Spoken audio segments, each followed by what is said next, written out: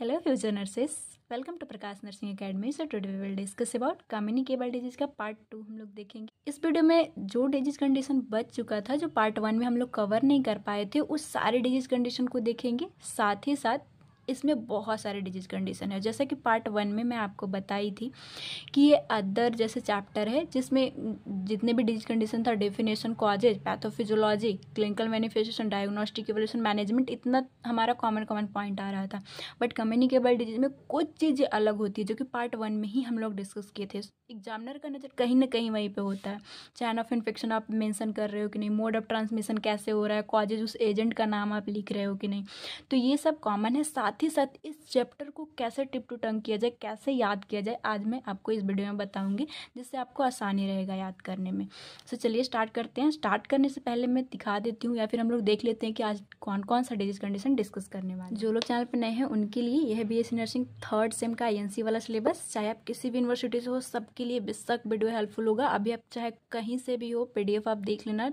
Previous year question आप अपने university का देखिएगा, question as it is syllabus से ही आते। यूनिवर्सिटी में पास करने के लिए, पासिंग मार्क लाने के लिए, टॉप करने के लिए, वट एवर जो भी आपका एम है, इम्पॉर्टेंट है कि आप अपना सिलेबस आपको कंप्लीट करना ही करना होगा। हम लोग लास्ट यूनिट एडल्ट हेल्थ का डिस्कस कर रहे हैं, वो भी पार्ट 2, जिसमें आज हमारा पूरा खत्म हो जाएगा। इससे पहले जितने भी यूनिट है सारा का free of cost video lecture डाला हुआ है, अकॉर्डिंग टू सिलेबस कौन सा इंपॉर्टेंट है, सारा चीज़।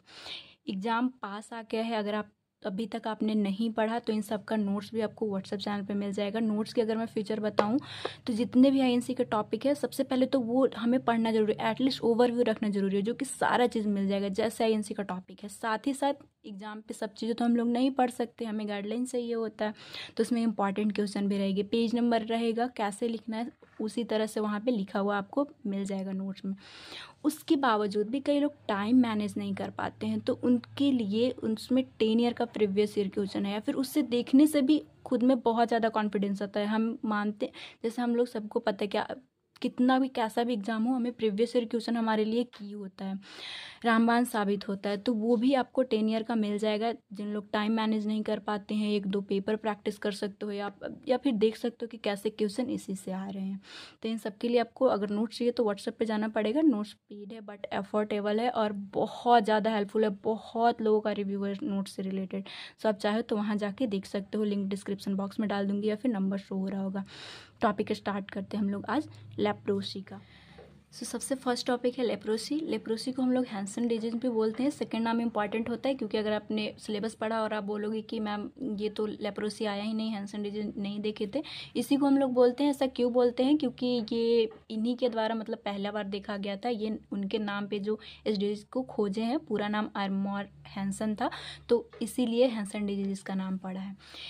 एनएनसीएड chronic infectious disease caused by mycobacterium leprae की वजह से होता है, बैक्टीरिया की वजह से होता है। ये बहुत पहले से ये देखा जा रहा है, बहुत ही क्रोनिक इन्फेक्शियस डिजीज स्किन पे देखने को मिलता है, स्किन का अपीयरेंस खराब दिखने लगता है।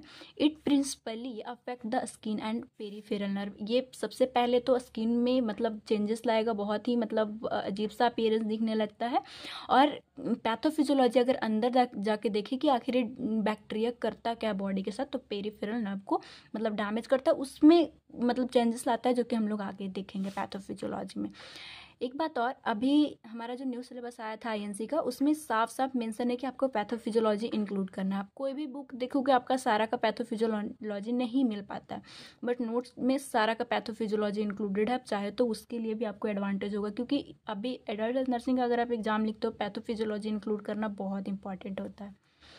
अब टॉपिक पे आते हैं। मोड ऑफ ट्रांसमिशन देखें कि ये जैसे कि ये कम्युनिकेबल डिजीज तो कैसे फैलता है, एक पर्सन से दूसरे पर्सन में कैसे जाएगा।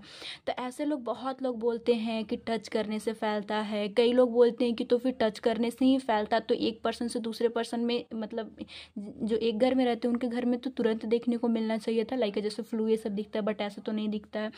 सो बहुत खोज रिसर्च के बाद मतलब एग्जैक्ट तो इसका रूट नहीं पता है कि फैल कैसे जाता है एक पर्सन से दूसरे पर्सन में, बट ज़्यादातर फिर भी पता चला है कि ड्रॉपलेट जो होता है, जो इन्फेक्टेड पर्सन होते हैं या फिर उनके स्किन अगर पे हो रखी है, उसके कांटेक्ट में अगर आप जाते हो बहुत लंबे समय से, इंक्यूबेशन पीरियड इसका बहुत लंबा होता है और सिम्टम बहुत बाद में दिखाता है। सो ड्रॉपलेट एंड कांटेक्ट से ये फैल सकता है, एग्जैक्ट फिर भी नहीं पता। इटियोलॉजी अगर देखें तो कॉजेटिव एजेंट हमें लिखना होता है, तो इसमें माइकोबैक्टीरियम लेप्राई जो कि बैक्टीरिया है, इसके वजह से ये होता है। ऐसे एक लेप्रोमेटस भी है, ये हाईली इन्फेक्शियस है, ज़्यादातर इसके वजह से देखने को मिलता है, तो कम से कम ये आप याद रखिएगा। Children are more vulnerable that adult, क्योंकि इनका इम्यूनिटी वीक होता है तो चिल्ड्रन में ज़्यादा, लेकिन इंक्यूबेशन पीरियड बहुत लंबा होता है तो फिर ये एडल्ट में ज़्यादातर सिम्टम देखने को मिलता है, तो ये भी आप ध्यान रखिएगा। It more common in male than female, मतलब ऐसे रीजन का तो उतना नहीं पता, बट रिसर्च से मतलब ज़्यादातर देखा गया हॉस्पिटल में केसेस कि मेल में ये ज़्यादा देखने को मिलते हैं। रूरल सेटिंग में, गांव वाले लोगों में भी ये ज़्यादा देखने, ऐसा रिस्क मतलब ज़्यादा यहाँ से केसेस आते हैं, उतना मतलब कम्युनिकेबल डिजीज ज़्यादातर रूरल एरिया में ही ये देखने को मिलता है। तो नॉर्मल के हाइजीन ये सब रखते नहीं है, उन्हें उतना नॉलेज भी नहीं होता, एक को हुआ तो दूसरे में फैल सकता है। क्लासिफिकेशन इंपॉर्टेंट है। सो WHO क्लासिफिकेशन देखें तो एक पॉबीसिलियरी लेप्रोसी होता है, जिसे ट्यूबरकुलोइड लेप्रोसी भी बोलते हैं। ये क्या है पॉबीसिलियरी लेप्रोसी? स्किन लीजन और लीजन ही इसमें देखने को मिलता है, बट जब ऐसा कंडीशन हो, ये मतलब ज़्यादा वर्स कंडीशन नहीं है। सो इसमें मतलब स्किन लीजन जो है बहुत कम देखने को मिलेगा। Sharply demarcated neural involvement early lead to deformity hand and feet, मतलब ऐसा आप मान लो कि ये जो स्टेज है, ये जो क्लासिफिकेशन है, मतलब अर्ली स्टेज को शो कर रहा है। स्किन पे भी लीजन बहुत कम देखने को मिलेंगे, इसे ट्यूबरकुलोइड को बोलते हैं। तो ट्यूबरकुलोइड अगर आपने पढ़ा है अब पार्ट 1 में, तो उसमें बताई थी बहुत पैथोफिजियोलॉजी, जैसे कि ग्रैनुलोमा बनता है, तो इसमें ग्रैनुलोमा इसमें भी देखने को मिलता है, जो क्या है आप पार्ट 1 में देख लीजिएगा जाके। सो इसीलिए ऐसा बोलते हैं। और भी अगर आप डीप जाने की कोशिश करते हो तो इसमें TH1 मेडिएटेड इम्यून रिस्पॉन्स होता है, ये इम्यूनिटी में मैं बता के आई हूँ। अगर यहाँ पे भी हम लोग डीप जाने लगे तो वीडियो बहुत बड़ा हो जाएगा। कुछ ना याद रखें तो आप इतना याद रखिएगा कि इसमें जो स्किन पे लीजन होते हैं वो बहुत फ्यू होते हैं, बहुत कम होते हैं।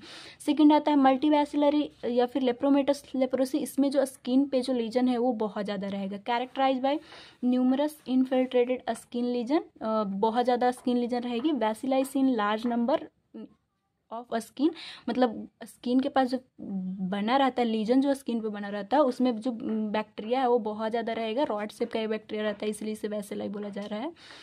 Empire peripheral nerve, possible involvement of internal organ, peripheral nerve भी इसमें इम्पेयर्ड होते हैं, आगे पैथोफिजियोलॉजी हम लोग देखेंगे। सो इसमें रहेगा, साथ ही साथ चांसेस है कि इंटरनल ऑर्गन भी इसमें इन्वॉल्व हो। और डीप जाते हो तो इसमें जैसा कि बताया कि TH1 रहता है इन्वॉल्व इम्यून रिस्पॉन्स, और इसमें TH2 रहता है। तो इस तरह से WHO क्लासिफिकेशन तो आप थोड़ा सा याद रखिएगा कि ये है क्या। कुछ नहीं याद रहे तो जैसा हम बताइए कि इसमें स्किन लीजन कम रहेंगे, इसमें ज़्यादा रहेंगे, ऐसा भी आप याद रख सकते हो। सो पैथोफिजियोलॉजी हम लोग लेप्रोसी का देखते हैं। तो माइकोबैक्टीरियम जो लेप्रे है, एक्वायर्ड बाय ससेप्टेबल पर्सन, जैसा कि हम लोग देखें कि एग्जैक्ट तो नहीं पता, बट फिर भी कॉन्टैक्ट में या फिर रेस्पिरेटरी ट्रैक के थ्रू, मतलब ये ड्रॉपलेट जो था उससे आ सकता है। जब एक हेल्दी मतलब इन्फेक्टेड से हेल्दी पर्सन में आएगा तो ये सेंसरी बेसिकली नर्व तक को ये डैमेज करने लगता है, डिस्ट्रॉय करने लगता है। तो सेंसरी एंड मोटर नर्व को डिस्ट्रॉय करेगा। Nerve fibre, dermal, trunk and mucosa, फिर डर्मल एरिया तक जाएगा, ट्रंक, म्यूकोसा, ये सब देखने को मिलेगा। कैरेक्टराइज बाय वन और मोर कार्डिनल साइन इसमें देखने को मिलता है। कार्डिनल साइन मतलब इंपॉर्टेंट साइन इस डिजीज कंडीशन का, जिसमें इरिथमेटस, लाल लाल स्किन पैटर्न सबसे पहले देखने को मिलेगा। थिकन पेरिफेरल नर्व, ऐसा कंडीशन होती है इसमें। और क्या होगा इन सब के वजह से, सबसे पहले तो इन्वॉल्वमेंट ऑफ नेजल बोन, मतलब ये लेप्रोसी में ही पैथोफिजियोलॉजी अगर हम लोग आगे जाए तो बहुत अगर वर्स कंडीशन हो, या फिर ज़्यादातर लेप्रोसी वाले में देखोगे कि डिस्ट्रक्शन ऑफ कोलैप्स हो जाता है। ये जो नेजल बोन है उसका वहाँ पे अपीयरेंस जो है वो ख़राब दिखने लगता है, क्योंकि उसको इन्वॉल्व कर लेता है बैक्टीरिया। नेक्स्ट आता है direct bacillary invasion of eye corneal infection, और वहाँ पे इन्फेक्ट करके आईलिड में भी पैरालिसिस मतलब नहीं अगर ठीक किया जा रहा है, क्योंकि उसको अफेक्ट कर रहा है, तो ब्लाइंडनेस जैसी भी कंडीशन हो जाती है। Also present in Schwann cell, जो पेरिफेरल में जो ग्लियल सेल जो इस यहाँ पे रहता है, ये नॉर्मल आप एनाटॉमी में पढ़ के आए हो, उससे भी ये अफेक्ट करता है, प्रेजेंट रहता है उसमें। नर्व को डैमेज करेगा, और डेवलपमेंट और डिसेबिलिटी जैसी कंडीशन होती है। ध्यान और कुछ ना रहे तो सबसे पहले ये कॉन्टैक्ट का ध्यान रखिएगा, फिर ये बॉडी में गया, नर्व से ये डर्मल, ट्रंक, म्यूकोसा ये सब तक जाएगा, वो जो इरिथमेटस ये सब है ये सब साइन दिखाएगा। नर्व को ये अफेक्ट मतलब स्किन पे इसका लक्षण दिखेगा, साथ साथ नर्व को ये इन्वॉल्व करता है। तो जो जो चीज़ें हैं वही बस ध्यान रखना है। एक नोजल जो नेजल बोन है उसको भी ये अफेक्ट कर रहा है, डिस्ट्रक्ट कर रहा है, कोलैप्स हो जा रहा है, तो वो बात यहाँ पे लिखी है। ब्लाइंडनेस जैसे भी कॉज करती है तो कैसे करेगी वो यहाँ पे बताया गया है। साथ साथ नर्व को जो डिसेबल कर रहा है, नर्व को जो अफेक्ट कर रहा है वो बातें थी पैथोफिजियोलॉजी में। क्लिनिकल मैनिफेस्टेशन क्या देखने को मिलेगा, तो स्किन लीजन में भी फैडेड और डिसकलर। स्किन पे लीजन रहती है वो वहाँ पे या तो उजला हो जाएगा या फिर मतलब स्किन का जो नॉर्मल कलर है उससे ये अलग हो जाता है। Eye problem that may lead to blindness, जैसा कि मैं बताई कि आई को इन्वॉल्व करता है पैथोफिजियोलॉजी में, तो ब्लाइंडनेस भी ऐसे पेशेंट में लीड कर सकता है। अल्सर्स ऑन सोल और फिट पे अल्सरेशन की कंडीशन देखने को मिलती है, क्योंकि नर्व डैमेज है तो नर्वनेस अफेक्टेड एरिया का स्किन जो है वहाँ पे सेंसेशन भी उनको नहीं हो पाती है। मसल वीकनेस से सब देखने को मिलता है, ये कॉमन साइन है। सबसे ज़्यादा जो मतलब ये थोड़ा सा सोशल स्टिग्मा जैसे भी कंडीशन हो जाती है, डिसकलर हो जाता है स्किन, मतलब स्किन का अपीयरेंस ख़राब दिखने लगता है, और ये सब फील सोल जो है ये सबको ज़्यादा अफेक्ट करता है। सेंसेशन उन्हें फील नहीं होती क्योंकि नर्व का इन्वॉल्वमेंट है। डायग्नोस्टिक इवोल्यूशन देखें तो सबसे पहले मेडिकल हिस्ट्री लेना है कि आपके फैमिली में था या ऐसा कुछ। फिजिकल एग्जामिनेशन करोगे जिससे साइन सिम्टम आपको स्किन सब पे देखने को मिलेगा। अच्छे से पता करने के लिए, बैक्टीरिया को पता करने के लिए लेप्रोमिन स्किन टेस्ट आता है। ये क्या है, involve injecting a small amount of antigen into a skin absorbing the reaction, मतलब एंटीजन डाल के देखा जाएगा कि इनके बॉडी में है कि नहीं। अगर वो ऑब्जर्वेशन रिएक्शन हो गई मीन्स कि इनके बॉडी में था तभी ये रिएक्ट किया। पर्पस क्या है कि determine the type of leprosy predict prognosis. इस लेप्रोमिन टेस्ट के थ्रू ही पता किया जाता है कि किस टाइप का लेप्रोसी, जैसे 2 टाइप का देखें तो बैक्टीरिया कैसा है ये, और साथ ही साथ ठीक है प्रोग्नोसिस की मतलब ठीक हो सकता है नहीं हो सकता है, कितने दिनों में हो सकता है, तो ये लेप्रोमिन स्किन टेस्ट से पता चलता है। नेक्स्ट आता है स्लिट स्किन स्मीयर। इसमें क्या होगा, इन्वॉल्व स्मीयर क्या होता है या फिर ये टेस्ट ये सब क्या होती हैं, या और नहीं पढ़ सकते हो तो माइक्रोबायोलॉजी पूरा खत्म है, इम्यूनिटी वाला चैप्टर आप पढ़ लीजिएगा, वहाँ पे भी हम लोग ये सारा चीज़ डिस्कस करके आए हैं। और क्योंकि कम्युनिकेबल डिजीज जैसा कि मैं बताई कि मैं आपको बताऊंगी कि याद कैसे रखना है। जब भी आप माइक्रोबायोलॉजी पढ़ने बैठते हो तो जो 3 चैप्टर है और 4 चैप्टर है एटलीस्ट वो दोनों को पढ़ने के बाद आप एक कम्युनिकेबल डिजीज, एग्जाम तो आपको साथ में ही देना है तो ये इसको पढ़िएगा, बहुत अच्छे से समझ में आती है। और याद करने का यही एक है कि ये दोनों मतलब ये 3 जैसे चैप्टर आप इन्वॉल्व करते हो, 2 माइक्रोबायोलॉजी का और एक इसका एडल्ट हेल्थ नर्सिंग का कम्युनिकेबल डिजीज, तो ये चीज़ें जल्दी याद रह जाती है और यही एक आसान तरीका है कि कम टाइम में आप ज़्यादा अच्छे से याद रख सकते हो। So slit a skin smear involve making a small cut, scraping a lesion के पास से मतलब कुछ पार्ट को निकाल के और स्मीयर करके माइक्रोस्कोप के थ्रू देखना, जिससे डायग्नोसिस जो है वो कंफर्म हो जाता है। इसी से डायग्नोसिस को कंफर्म किया जाता है, पता चलता है किस टाइप का बैक्टीरिया है और इन्हें हाँ लेप्रोसी मतलब वही बैक्टीरिया की वजह से लेप्रोसी कंडीशन है। मैनेजमेंट अगर देखें तो लेप्रोसी जो है वो क्यूरेबल, बहुत लोगों को लगता है क्यूरेबल डिजीज नहीं है, बट आजकल बहुत इसका आ गया है, मतलब ये क्योंकि रूरल एरिया में ज़्यादा देखने को मिलता है तो फ्री टेस्ट भी अवेलेबल है इसके लिए, जिससे कि ये क्यूर हो सकता है और होने वाला है। बहुत टाइम लग जाता है बट एक क्यूरेबल डिजीज है। मल्टी ड्रग थेरेपी इसमें दिया जाता है। रिफाम्पिसिन ये हाईली बैक्टीरिसाइडल है, ये जैसे कि हम लोग ट्यूबरकुलोइड में भी देखे थे, तो ये ट्यूबरकुलोसिस में भी देखे थे, ये बैक्टीरिसाइडल मतलब उसको मारने का काम करेगा।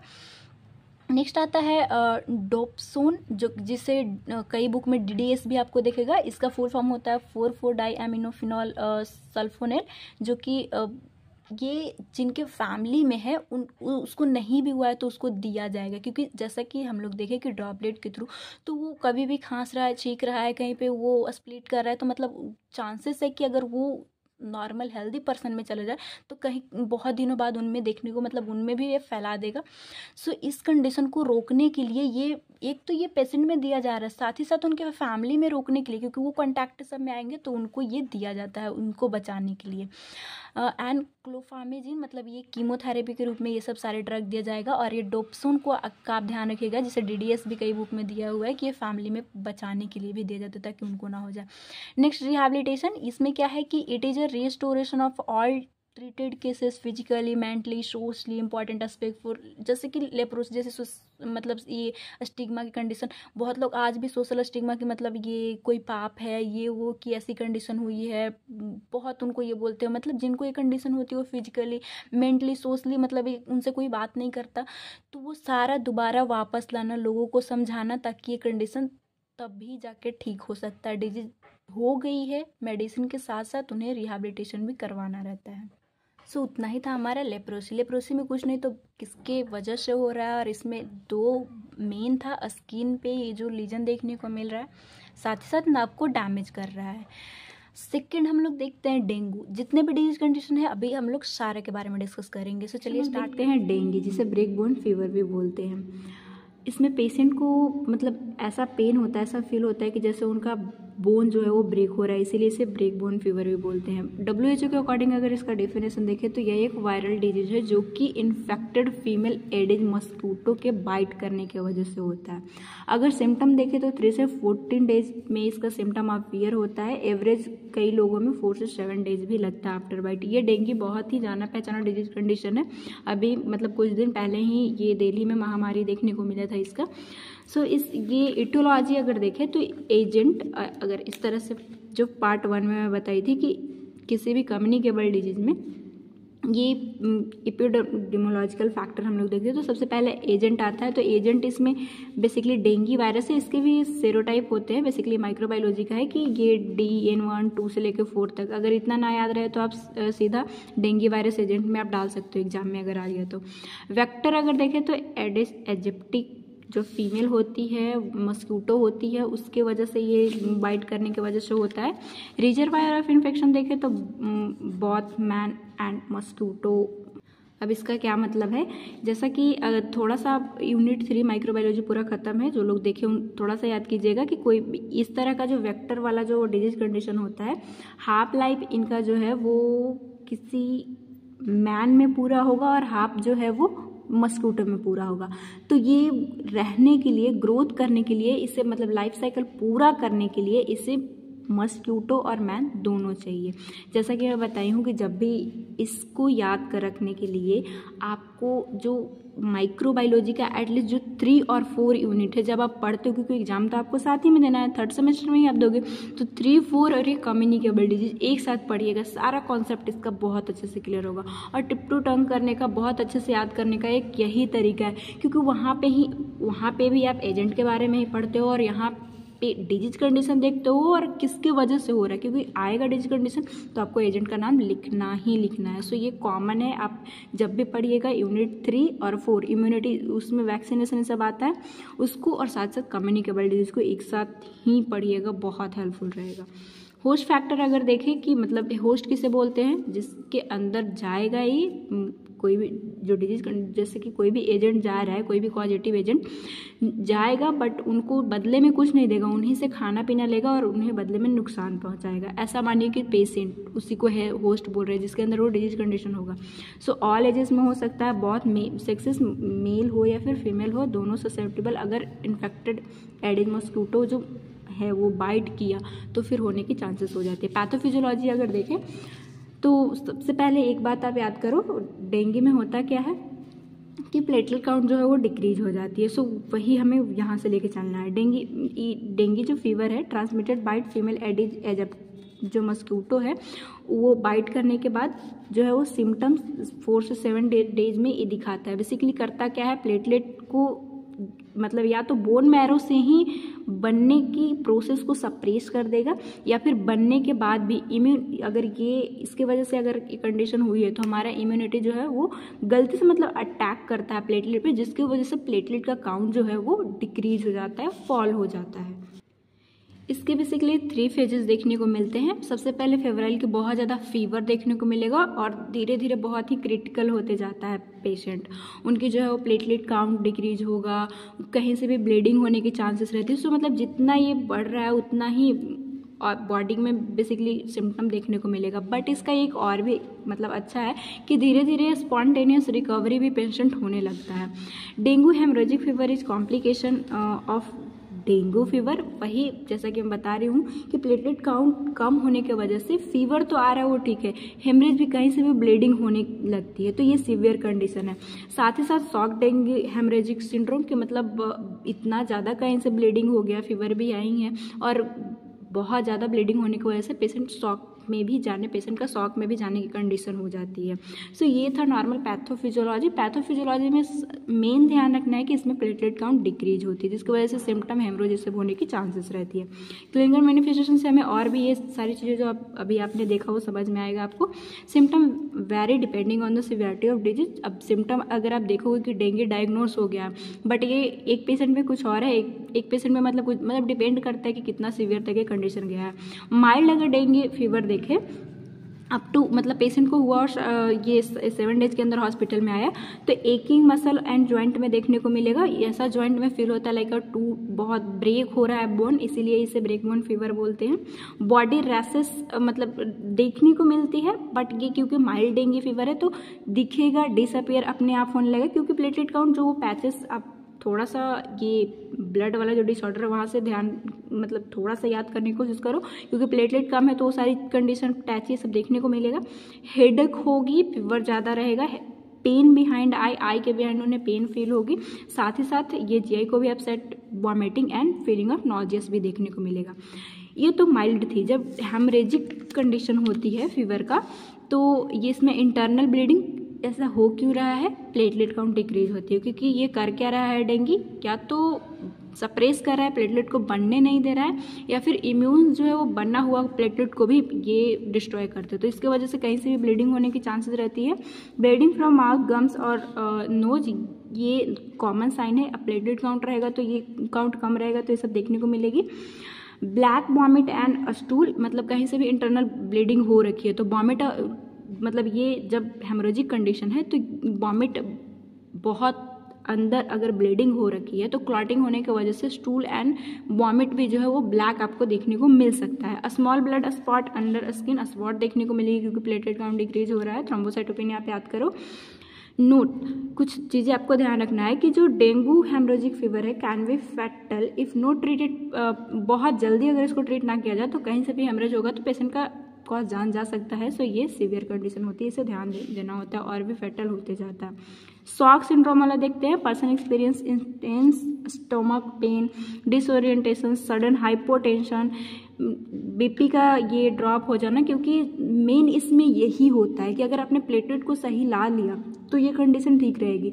अब प्लेटलेट कम होने की वजह से बेसिकली इसका 3 मैकेनिज्म आप याद रखिएगा प्लेटलेट का। प्लेटलेट कम क्यों हो रहा है, डेंगू वायरस ये मस्कीटो की वजह से गया बॉडी में, और इसके वजह से जैसे ही ये जाएगा तो या तो ये बोन मैरो को सप्रेस कर देगा या फिर कैपिलरी को ये डैमेज करेगा, जिसकी वजह से प्लेटलेट यहाँ ही ज़्यादा आके ये एग्रीगेट होगा। थ्रोम्बोसाइटोपेनिया थोड़ा सा आपको याद करना पड़ेगा, वहाँ पे भी ये सारी चीज़ें हम लोग पढ़े थे।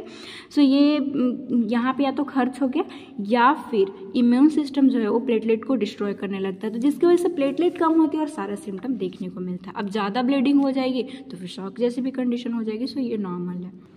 डायग्नोस्टिक इवोल्यूशन अगर देखें तो medical history and physical examination, सबसे पहले मतलब हिस्ट्री लोगे कि कौन से एरिया में हाइजीन नहीं था या फिर ज़्यादा स्प्रेड था उस एरिया में आप रहते हो। इसके बाद आप देखोगे कि स्किन रैशेस सब देख रहा है, फिजिकल एग्जामिनेशन आप करोगे। प्लेटलेट काउंट इसमें इंपॉर्टेंट हो जाता है क्योंकि यही डिक्रीज होने की वजह से सारे सिम्टम देखने को मिलता है, तो ये देखना है। सेल कल्चर करवा सकते हो, widely use method dengue virus को जानने के लिए, आइसोलेशन के लिए वो सेल कल्चर किया जाएगा। Dengue nano structural protein antigen test किया जाता है, ये हेल्पफुल रहता है diagnosis dengue fever in first week of illness, जिसमें कि पेशेंट मतलब सिर्फ फेवराइल जो हम लोग देखे कि फीवर आया था उस कंडीशन में एंटीजन टेस्ट से पता किया जाता है। एक मैकेलिजा आता है, ये क्या है, use for the detection of IgM antibody 5 day और more after the onset of fever. IgM जो है हमें पता है कि जैसे ही हमारे बॉडी में कोई भी मतलब एजेंट गया, कोई भी एंटीजन गया तो ये आईजीएम एंटीबॉडी बनेगा जो शो करता है कि अभी रिसेंटली मतलब कोई भी इन्फेक्शन बॉडी में है। तो ये इसलिए ये किया जाता है, ये देखा जाता है कि कब से ये मतलब कितने दिन से फीवर है, कभी की बॉडी में गया था, तो आईजीएम रहेगा मीन्स कि रिसेंटली ही बॉडी के अंदर गया। आईजीजी रहता है तब हम मतलब ये अनुमान लगाया जाता है जो डिजीज कंडीशन है वो सीवियर है, पहले से हो रखी है, इसीलिए आईजीजी एंटीबॉडी। नेक्स्ट आएंगे आईजीजी एलाइजा, ये मतलब ये भी यही पता करेगा, यही पर्पस है कि अगर ये रिसेंट है या फिर पास्ट डेंगू इन्फेक्शन है। आईजीजी रहा मीन्स कि क्रोनिक बहुत पहले से ही इन्फेक्शन है, इसीलिए आईजीजी ये बढ़ा हुआ है। एलाइजा के थ्रू ही हम लोग एंटीजन एंटीबॉडी से पता कर पाते हैं। नॉर्मल माइक्रोबायोलॉजी का टॉपिक है तो आप वो फुली समझ पा रहे होंगे। प्लेक रिडक्शन एंड ये न्यूट्रलाइजेशन टेस्ट, ये क्या है, it is use to detect a specific serotype of dengue virus. जैसे कि हम लोग 4 टाइप देखें तो इसके थ्रू हम लोग वो सेरोटाइप कौन सा मतलब ये टाइप है वो हम लोग पता कर पाते हैं वायरस का, जिसकी वजह से मैनेजमेंट आसान हो जाती है। अब आपको पता चल गया कि कौन सा वायरस है, कौन सा सेरोटाइप है, तो आप मैनेजमेंट कैसे करोगे। तो इसके लिए नो स्पेसिफिक कोई ट्रीटमेंट नहीं है। अगर आपके भी घर में लाइक मेरे भैया को हुआ था तो वो जैसे नॉर्मल अगर आप पेशेंट के साथ गए हो तो कोई भी ऐसा एंटीवायरल उसके लिए कोई ड्रग नहीं है स्पेसिफिक चलाया जाता है। मतलब सपोर्टिव जो कंडीशन देख रहे ज़्यादा प्लेटलेट कम होती है तो उसी को बढ़ाने का मेन एम होता है। सो ये बोल रहे no specific treatment cure intervention depend on severity. हम लोग सारा चीज़ देखेंगे, ऐसे ये क्यूर होने वाली कंडीशन है तो देखेंगे कैसा सिवियरिटी, उसके हिसाब से हम लोग इसको मैनेज करते हैं। अवॉइडिंग डिहाइड्रेशन, सबसे पहले तो हाई फीवर है, वॉमिटिंग हो रहा है तो ये ड्रिंकिंग ऑफ क्लीन वाटर, पानी पीने के लिए बोला जाता है। अगर वो नहीं है तो IV भी देना पड़ेगा, ये सब ध्यान रखिएगा। पेन रिलीवर, बहुत ज़्यादा पेन होती है तो टाइलेनॉल और पैरासीटामोल ध्यान रखिएगा कि इसमें ये जो non steroidal anti inflammatory drug है एस्पिरिन, आइबुप्रोफेन नहीं देंगे क्योंकि इसका साइड इफेक्ट है कि ये ब्लीडिंग के रिस्क को इंक्रीज करता है। तो एक तो ऐसे ही पेशेंट में एक कंडीशन है तो पेन हो रहा है तो ये मेडिसिन को अवॉइड करना है, ये हाईलाइट कर लीजिएगा अगर आप नोट्स बना रहे हो, फिर नोट्स पढ़ते हुए हो तो। पेन रिलीफर में ऐसे हम लोग क्योंकि पेन हो रही है तो कुछ तो देना है तो इसमें टाइलेनॉल दे देते हैं जिसका ब्लीडिंग का चांस नहीं रहता। IV fluid supplement unable to take oral, अगर वो जैसे हम लोग वाटर लेने बोल रहे हैं, अब इतना ज़्यादा कंडीशन ख़राब है कि शॉक ये सब की कंडीशन है तो फिर IV आपको देना होगा, जो कि मैं पहले ही बताएं। इसके बाद हमें लिखना होता है ऐसे डिजीज कम्युनिकेबल डिजीज है जो कि वेक्टर से किसी मॉस्किटो सब के काटने की वजह से हो रहे हैं तो प्रिवेंशन वाला टॉपिक भी जरूर डालिएगा। तो इसमें मॉस्किटो नेट या फिर रिपेलेंट ताकि उसको हम लोग मैनेज कर सके, ये प्रिवेंशन में ये बताया जाता है, एजुकेट किया जाता है पेशेंट को ताकि एक से दूसरे में ना फैले। क्योंकि ये जो डेंगू है ये एक से जैसे ये इन्फेक्टेड पर्सन है, कम्युनिकेबल बोला जा रहा है, ये हेल्दी पर्सन को मतलब फैला सकता है, लेकिन कैसे, इसके साथ खाने बैठने से नहीं। इसको अगर कोई दूसरा मस्कीटो जो कि बाइट करके अगर इसको इन्फेक्ट हो गया, इसको अगर काटेगा तो फिर ये भी इन्फेक्ट हो जाएगा। तो बस यही है कि इससे प्रिवेंट कैसे करना है। तो हमें ये जो मस्कीटो है अगर वो ना आया तो ये इसमें नहीं जाएगा, हेल्दी पर्सन में नहीं जाएगा। नेक्स्ट डिजीज कंडीशन है प्लेग। प्लेग जो है वो अभी तो ये कंडीशन बहुत ठीक हो गया है, बट एक ऐसा टाइम था जिसमें बिबोनिक प्लेग जो है एक महामारी की तरह, मतलब बहुत ज़्यादा पैंडमिक, बहुत ज़्यादा ये डिजीज कंडीशन देखने को मिला था, बहुत ज़्यादा डेथ हो रही थी, लाइक जैसे कोरोना वायरस की वजह से देखने को मिला। उसी तरह से ये जो है एक तरह का बहुत ही खतरनाक तरह से लोगों का जान लेने के लिए रिस्पॉन्सिबल था। सो ये है क्या, basically plague is acute febrile infectious disease caused bye bacterium जो एर्सिनिया पेस्टिस है उसके वजह से होता है। एजेंट को आप ध्यान रखिएगा। It is primary zoonotic disease. Zoonotic disease मतलब क्या कि किसी एनिमल के वजह से पर्सन को हो रहा है, उसे हम लोग बोलते हैं, माइक्रोबायोलॉजी में से हम लोग पढ़े हैं। सो क्या बोल रहा है कि जूनोटिक डिजीज है ट्रांसमिटेड बिटवीन वर्टिब्रेट, मतलब एनिमल जो वर्टिब्रेट होते हैं, टू ह्यूमन, मतलब ये एनिमल से ह्यूमन में, उसके वजह से इसमें जाने वाली डिजीज कंडीशन है। द पैंडमिक प्लेग जो है वो 14th सेंचुरी में जो है वो बहुत ज़्यादा डेथ हुई थी, जिसको हम लोग ब्लैक डेथ बोलते हैं, ये आप ध्यान रख लीजिएगा। इसीलिए ये अभी तक मतलब ये हमारे सिलेबस में हमको पढ़ाया जाता है, क्योंकि इसकी वजह से बहुत ज़्यादा गांव के गांव, विलेज के विलेज पूरा ख़त्म हो गया था। टाइप ऑफ अगर प्लेग देखें तो बिबोनिक प्लेग जो कि सबसे मेन है, ये नेक्स्ट आता है न्यूमोनिक, इसके बाद आता है सेप्टिसिमिक अगर ब्लड में फैल गया तो। बिबोनिक प्लेग अगर देखें तो through bite of an infected rodent of flea के वो काटने की वजह से होता है। देखिए मतलब इसमें होता क्या है, वर्टिब्रेट ऐसे क्यों बोला जा रहा है कि लाइक अ रैट जो है ये ज़्यादातर इन्फेक्टेड रहता है, इससे जो है वो फ्ली जो है अगर सक करने गई, नॉर्मल वेक्टर में भी मैं आपको बताई हूँ, सो ये सक करने गई, ये इन्फेक्ट होगा और ये फिर नॉर्मल पर्सन को अगर ये बाइट किया मीन्स कि वो इन्फेक्ट कर देता है। तो इनफैक्ट इसको बिबोनिक क्यों बोलते हैं, लिम्फेटिक को, ये लिम्फेटिक सिस्टम को ये बेसिकली अफेक्ट करता है, काउजिंग लिम्फ नोड इन्फ्लामेशन लगे हैं। नेक्स्ट आता है न्यूमोनिक प्लेग। ये मोस्ट लीथल फॉर्म है डिजीज, बैक्टीरिया स्प्रेड और इन्फेक्ट द लंग्स।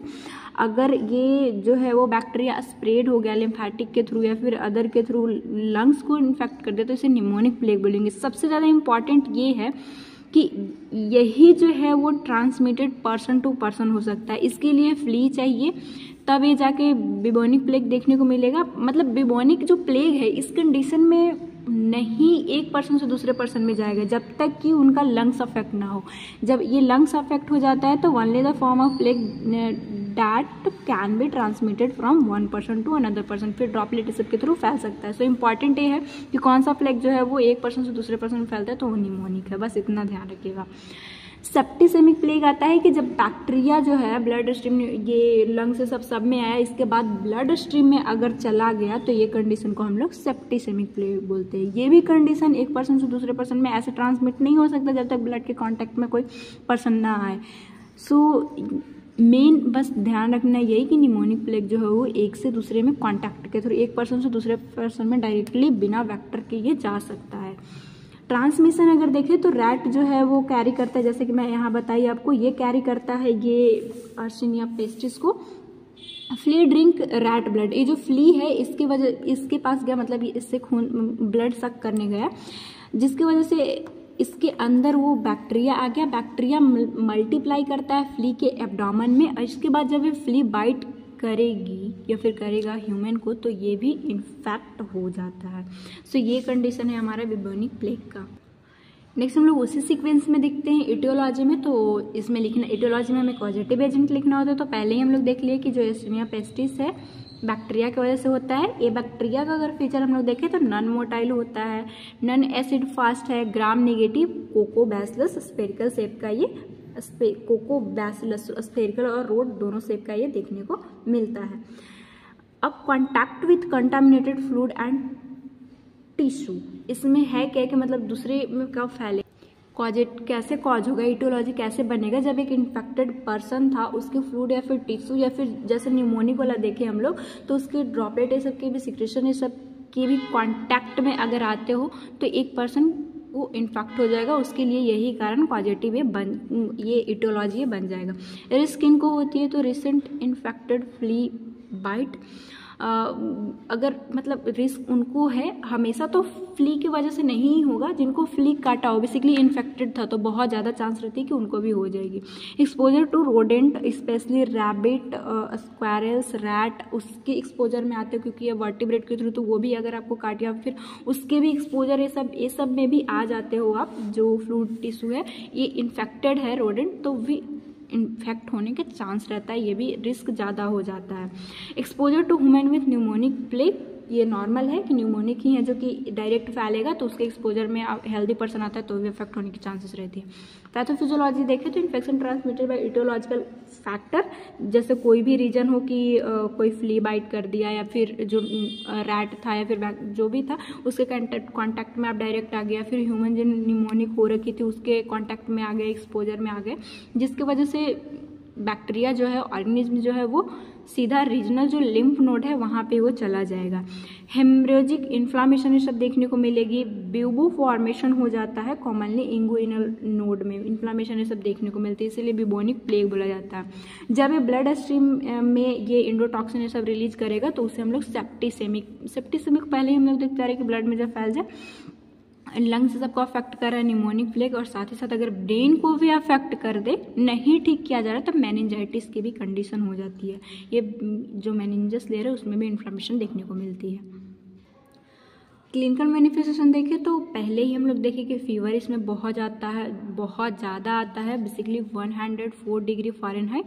साथ ही साथ कफ विथ एक्सपेक्टोरेशन के साथ फोर्सफुली इसमें देखने को मिलेगा। न्यूमोनिक अगर ज़्यादा अफेक्ट हो गया है तो म्यूकोइड एंड ब्लड स्पूटम में भी ब्लड देखने को मिल सकता है।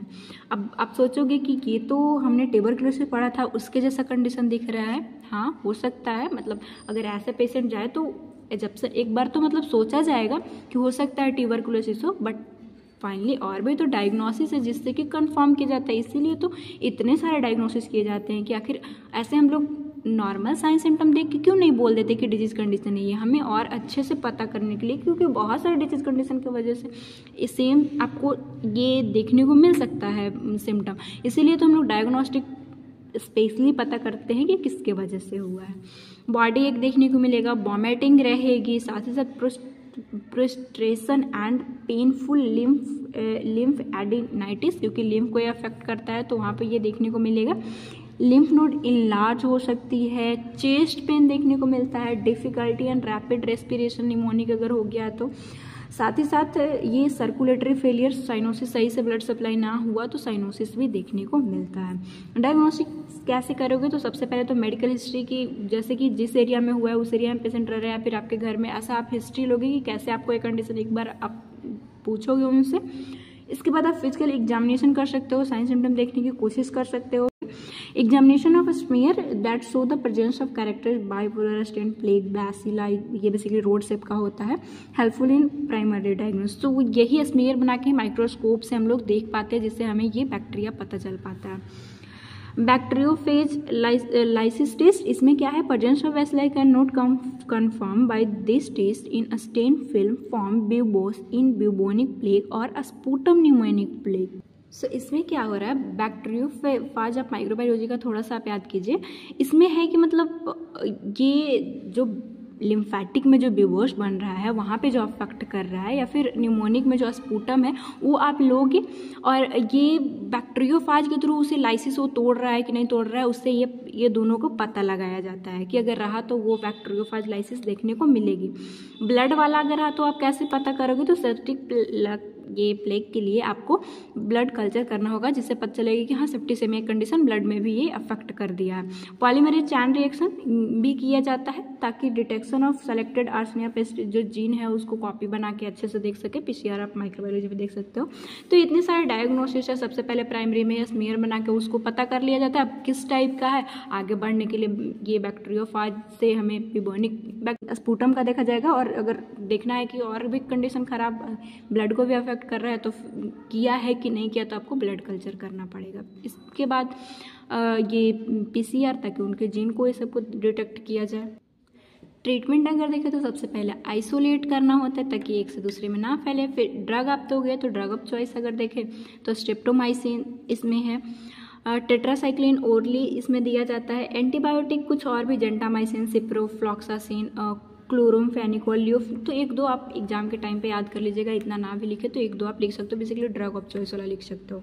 Oxygen therapy, IV fluid, respiratory support also need, क्योंकि अगर न्यूमोनिक हो तो रेस्पिरेटरी ये चांस रहती है फेलियर की, सही से ना ले तो फिर रेस्पिरेटरी का भी सपोर्ट आपको ध्यान देना होगा। कंट्रोल ऑफ फ्ली, क्योंकि इसके लिए इंसेक्टिसाइड आपको यूज़ करना है, क्योंकि फ्ली जो है वो रैट्स है बेसिकली ह्यूमन में, इसके वजह से, इसके बाइट करने की वजह से हो रहा है, तो उसे कंट्रोल करना है प्रिवेंशन के रूप में।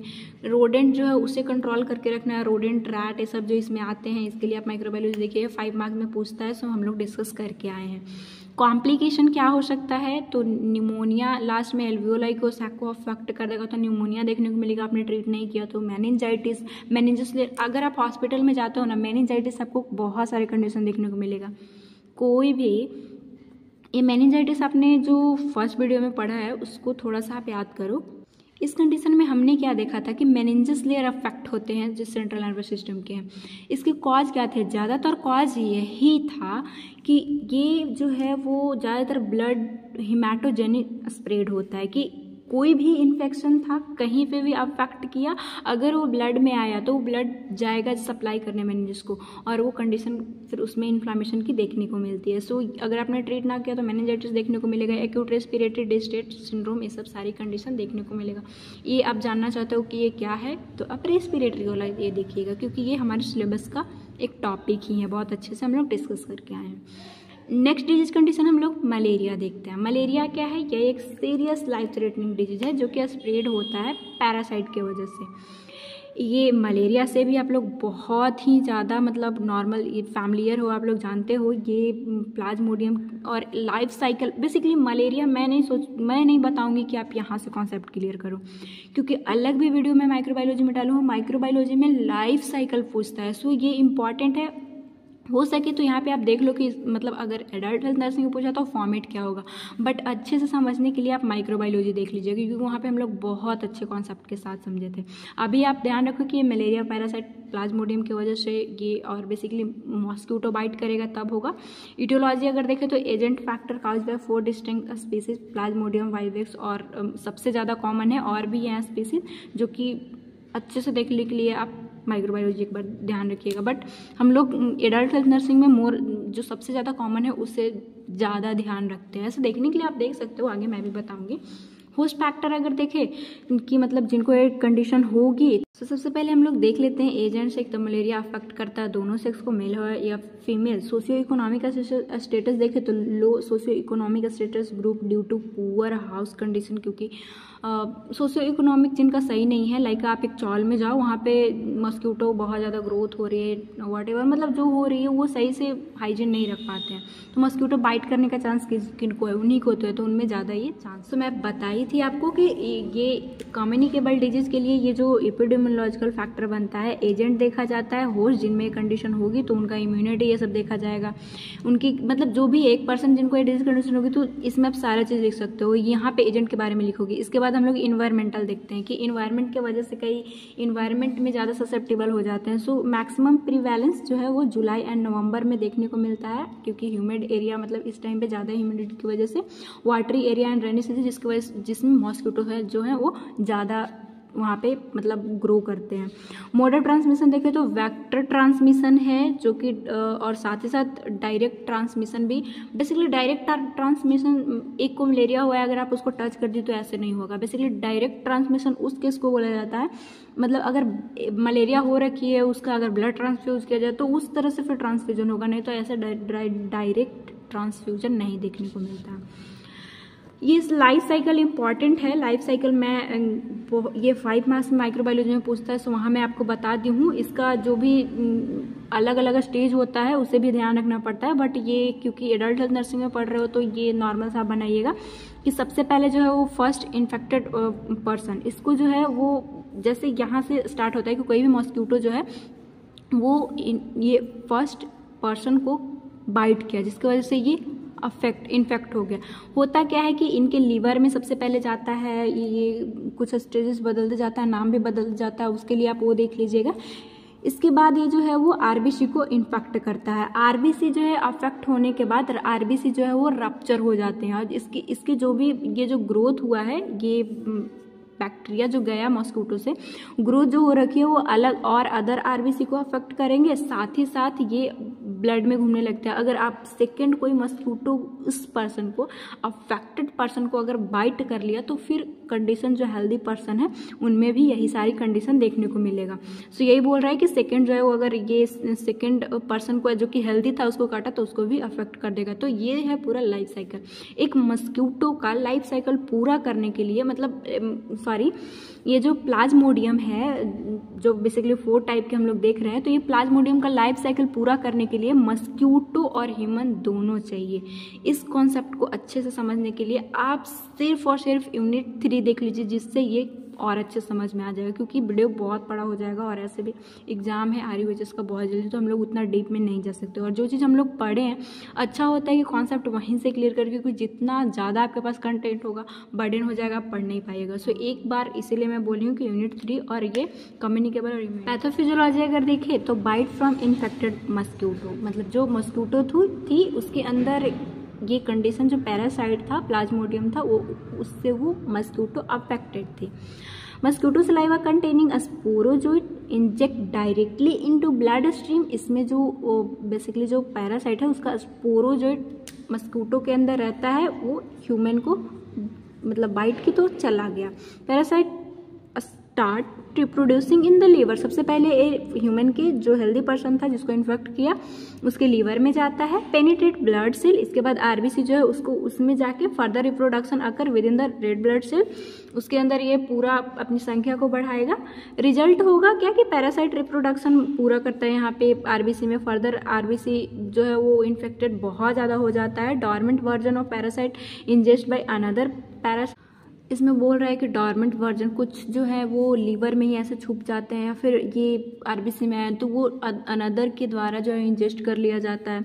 The cycle of RBC infection destruct coincide with, ये जब पूरी तरह से आरबीसी, अगर इतना कुछ ना ध्यान रखें, एक बार इसे अच्छे समझने के लिए आप माइक्रोबायोलॉजी का मलेरिया साइकिल का मैं अलग डाली हूँ, वो 5 मार्क्स का क्वेश्चन है, पूछा हुआ है ये जो बाबा फरीद यूनिवर्सिटी है उसमें, सो एक बार उसे आप देख लीजिएगा।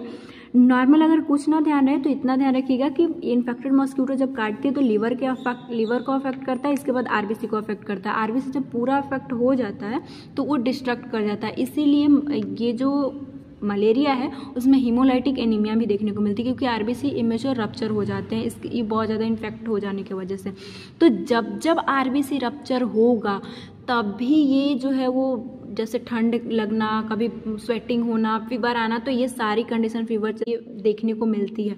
अब आरबीसी ज़्यादा डिस्ट्रॉय हो रहे हैं तो एनीमिया, हीमोलाइटिक एनीमिया देखने को मिलेगा। साथ ही साथ स्प्लीन कितना फिल्टर करेगा तो ये भी इनलार्ज हो जाएगा। क्लिनिकल मैनिफेस्टेशन हम लोग मलेरिया का देखते हैं तो सबसे पहले कोल्ड स्टेज। हमें पता है कि इसमें पहले ठंड लगती है, बुखार लगता है, स्वेटिंग आती है, ब्लैंकेट सब देना पड़ता है, तो वही हम लोग देख लेते हैं। बस जो आपने देखा है लिखना है। Cold stage, the onset of with lassitude, headache, nausea, chilly sensation, बहुत ज़्यादा ठंड लगती है, forward in an hour. Stage जो है वो उसमें टाइमिंग का ध्यान रखना है आपको। स्टेज लास्ट फॉर ये मतलब 15 मिनट ऐसा आप ध्यान रखना, से 1 घंटे तक ही चल सकता है। नेक्स्ट आता है हॉट स्टेज।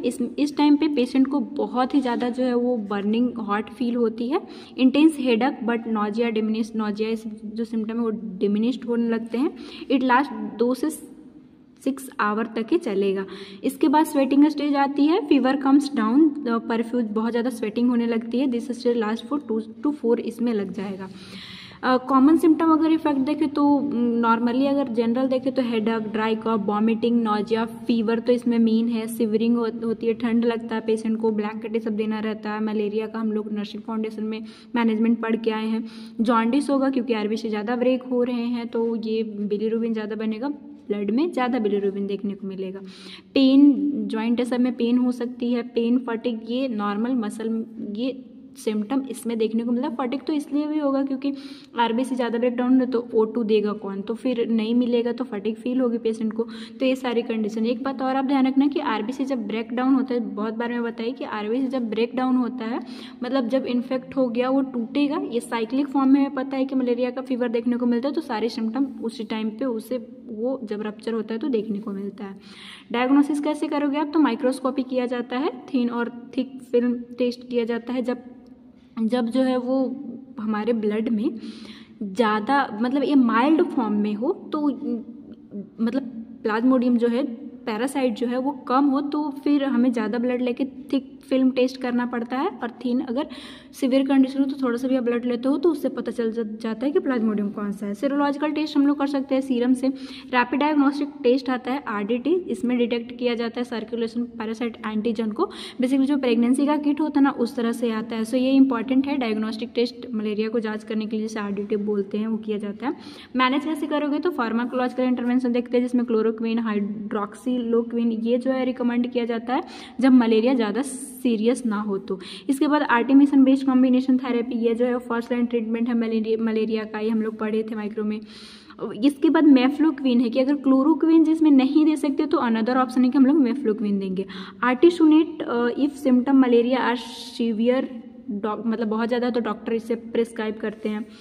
मेन है कम्युनिकेबल डिजीज, तो प्रिवेंट कैसे करना है, तो अदर या फिर प्रिवेंशन आप लिखोगे तो प्रिवेंशन के लिए जिस पेशेंट को ये कंडीशन हुई है उसे मतलब लॉन्ग स्लीव शर्ट ये सब रखिए ताकि मस्क्यूटो ना बाइट करे। साथ साथ जो नॉर्मल पर्सन है, आसपास के जो पर्सन है उसके फैमिली वाले हैं उन्हें भी बोलना है कि लॉन्ग स्लीव ये सब कपड़े पहने। स्लीव अंडर नेट का यूज, मस्क्यूटो नेट का यूज़ करना है। जो वहाँ आसपास जो भी नाली ये सब है वो अच्छे से ड्रेन करके रखना है ताकि मस्क्यूटो ग्रोथ ना हो। तो ये सब आप बता सकते हो नॉर्मली प्रिवेंशन के रूप में। नेक्स्ट हम लोग देखते हैं चिकनगुनिया फीवर, जो कि हमारे सिलेबस के अकॉर्डिंग है। देखिए मलेरिया अभी हमारा खत्म हुआ। मलेरिया बहुत लोगों को कुछ टर्म अगर ध्यान में नहीं आए, मलेरिया साइकिल क्या है एक बार आप ज़रूर देख लीजिएगा क्योंकि वो इम्पॉर्टेंट है और हमें कम्युनिटी में भी पढ़ना होता है। सो थोड़ा सा स्टेजेस भी माइक्रोबायोलॉजी के लिए भी इम्पॉर्टेंट है।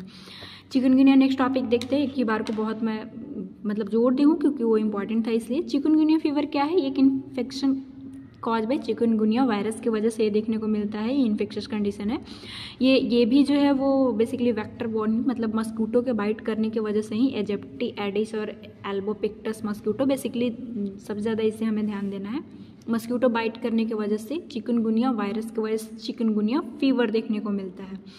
ये इटियोलॉजी अगर देखें तो ये चिकनगुनिया वायरस, इटियोलॉजी में तो हम लोग जो एजेंट है उसी को लिखते हैं। ये सिंगल स्टैंडर्ड आरएनए वायरस होता है, alpha virus that belong to, मतलब कभी कभी ना फैमिली पूछता है तो टोगावेरिडी फैमिली से ये आता है वायरस, तो उसे भी आप ध्यान रख लीजिएगा। Spread by the bite of an infected mosquito, जो मस्क्यूटो है अगर ये मतलब जाएगा कैसे वायरस जो है वो जो भी मस्क्यूटो हम लोग देखें एडिस एजिप्टी या फिर एल्बो पिक्टस जो मस्क्यूटो है इन्फेक्टेड रहा और एक हेल्दी पर्सन को काटा तो ये जो चिकनगुनिया वायरस है वो हेल्दी पर्सन में भी चला जाता है।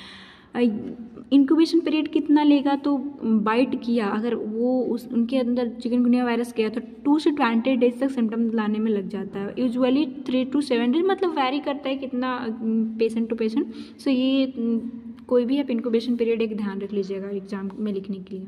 चिकनगुनिया वायरस वैसे नहीं पूछता है ज़्यादातर। पैथोफिजियोलॉजी देखें तो ह्यूमन बीइंग बाइट जो मेन है इसमें एडिस जो एजिप्टी थी वही ध्यान रखना है। वैसे ये सब जो मस्क्यूटो बेसिकली फीमेल होती है, क्योंकि पहले भी बताई कि मेल जो है वो ह्यूमन की तरफ उससे ब्लड सक नहीं करता है, फीमेल ही अट्रैक्ट होती है।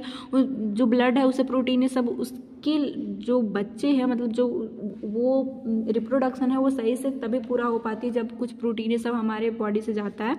तो इसीलिए ध्यान रखिएगा ये सारे जो मस्क्यूटो है वो बेसिकली फीमेल रहती है जो कि बाइट करने की वजह से डिजीज कंडीशन कॉज करवाती है। इनके अंदर बैक्टीरिया हो या फिर वायरस हो तो, या फिर पैरासाइट जैसे कि हम लोग ये देखे मलेरिया वाला।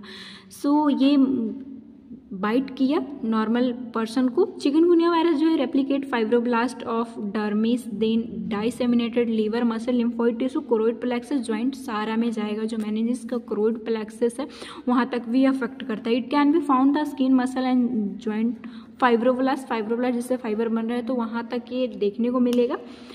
Acute infection associated with transient lymphopenia neutropenia, मतलब जब इन्फेक्शन एक्यूट हो तो उस टाइम पे ये सारे जो हैं वो आते हैं इसे मारने के लिए। तो बहुत ज़्यादा डिस्ट्रक्ट होगा, मतलब जब भी कोई भी एंटीजन आता है वायरस आया तो ये उससे लड़ने जाएगा तो इसकी काउंट जो है वो कम हो जाती है, बहुत ज़्यादा वहाँ पे ही खर्च हो जाते हैं। सो कॉम्प्लिकेशन इसमें क्या देखने को मिलता है, क्योंकि कोरोइड प्लेक्सस सब इसमें मेनिंजिस का सब अफेक्ट हो रहा है तो लास्टली जो है वो इंसेफेलाइटिस की भी कंडीशन देखने को मिलती है, ब्रेन में इन्फेक्शन, कार्डियोवैस्कुलर डिजीज और साथ ही साथ रीनल डिजीज, रीनल फेलियर भी इस चिकनगुनिया में देखने को मिलेगा। पहले तो फीवर ही सिम्टम रहती है। क्लिनिकल मैनिफेस्टेशन हम लोग देखें तो सबसे पहले तो इसमें हाई फीवर देखने को मिलेगा, ज्वाइंट पेन एंड रैशेस देखने को मिल सकती है, हेडेक होगा, साथ साथ फटिग या नॉजिया देखने को मिलती है, डाइजेस्टिव कंप्लेंट पेशेंट करता है जे अपसेट होने की वजह से, कंजक्टिवाइटिस हाई वाले पार्ट को भी अफेक्ट करता है, साथ साथ फोटोफोबिया सब की कंडीशन भी देखने को मिलती है। लाइट से उन्हें बहुत ज़्यादा ये फोटोफोबिया फियर की कंडीशन रहती है। डायग्नोसिस कैसे करना है तो सीरम से पता कर सकते हैं। इसके बाद ELISA test detect immunoglobin IgM, मतलब अगर ये चिकनगुनिया वायरस गया तो फिर हमारे बॉडी में रिसेंटली IgM बॉडी में बढ़ा हुआ मिलेगा तो उसे आप देख सकते हो। नेक्स्ट आता है RT-PCR reverse transcriptase polymerase chain reaction, जिनकी कॉपी ऐसा बनाई जाएगी। और बेसिकली RT-PCR और PCR में अगर डिफरेंस आप देखोगे तो सिंगल स्टैंडर्ड RNA है ना, तो इसमें ये RNA स्टैंड है सब जो नॉर्मल माइक्रोबायोलॉजी में पढ़ाई थी उसका कॉन्सेप्ट याद करो। सो ये RNA वायरस के लिए RT-PCR किया जाता है, लाइक कोरोना वायरस भी था। तो ये नॉर्मल टेस्ट है जिससे पता चल पाएगी। मैनेज कैसे करना है तो कोई भी वैक्सीन चिकनगुनिया के लिए नहीं है। प्रिवेंट और ट्रीट द चिकनगुनिया वायरस, कोई भी वैक्सीन इसके लिए, जैसे कि चिकनगुनिया भी अभी देखो तो उतना नहीं देखने को आपको मिलेगा, ना ही ये एग्जाम में पूछेगा। ज़्यादातर जो कम्युनिकेबल डिजीज आपको आसपास में ज़्यादा देखने को मिलती है वही सारी चीज़ें पूछता है। सो वैक्सीन इसका भी नहीं है। ट्रीट द सिम्टम, जो भी सिम्टम आ रहे हैं उसको ट्रीट करना है। कंप्लीट बेड रेस्ट दे देना है। Drink plenty of fluid, prevent dehydration, fever ज़्यादा है तो स्वेटिंग ये सब होगी तो डिहाइड्रेशन होने की चांसेस रहती है। सो ये सब आपको देखना है। टेक मेडिसिन जैसे कि एसिटामिनोफेन, मतलब PCM को देना है जिससे कि फीवर एंड पेन जो रिड्यूस होगा। Prevention from mosquito bite, mosquito की वजह से एक दूसरे में जा रहा है तो वो भी प्रिवेंट करना मेन हमारा गोल रहेगा। वेक्टर कंट्रोल, क्योंकि वेक्टर 1 है तो वेक्टर हम लोग कंट्रोल नहीं कर लेंगे तो जिसकी वजह से डिजीज एक से दूसरे को इन्फेक्ट नहीं करेगा। इसके बाद आप यूज कर सकते हो, use insect repellent containing DECT हो गया, पिकार्डिन हो गया, ऑयल ऑफ लेमन स्किन पे आप लगाओगे जिससे कि बाइट नहीं करेगा। वियर लॉन्ग स्लीव पैंट ताकि मस्क्यूटो बाइट से आप बच सके। अगर ठीक ना किया गया तो हार्ट के मसल को अफेक्ट करेगा सीधा। ये जो भी चिकनगुनिया वायरस है, हेपेटाइटिस लीवर को भी अफेक्ट करती है। ठीक ना किया गया हेमरेज की भी कंडीशन इसमें देखने को मिलती है अगर बहुत ज़्यादा कॉम्प्लिकेटेड केस हो तो। नेक्स्ट डिजीज कंडीशन हम लोग देखते हैं स्वाइन फ्लू। स्वाइन फ्लू क्या है? Swine flu also known as swine influenza और pandemic influenza. It is contagious respiratory disease. Respiratory का सिक्रेशन की वजह से, ड्रॉपलेट की वजह से एक से दूसरे में फैलने को देखने को मिलता है। सो यहाँ पे आपने थोड़ा सा अपने सिलेबस को याद कीजिए। आप पार्ट 1 में मैं आपको इन्फ्लुएंजा पढ़ाई थी, यहाँ पे फिर से आपको स्वाइन फ्लू बताया जा रहा है। तो जो इन्फ्लुएंजा वायरस है जिसकी वजह से ये डिजीज कंडीशन हो रहा है, इसी के स्टेन की वजह से ये कंडीशन देखने को मिलता है। सो इटियोलॉजी क्या बोल रहा है कि swine flu is caused by a strain of influenza virus that only infect egg में बेसिकली रहता है।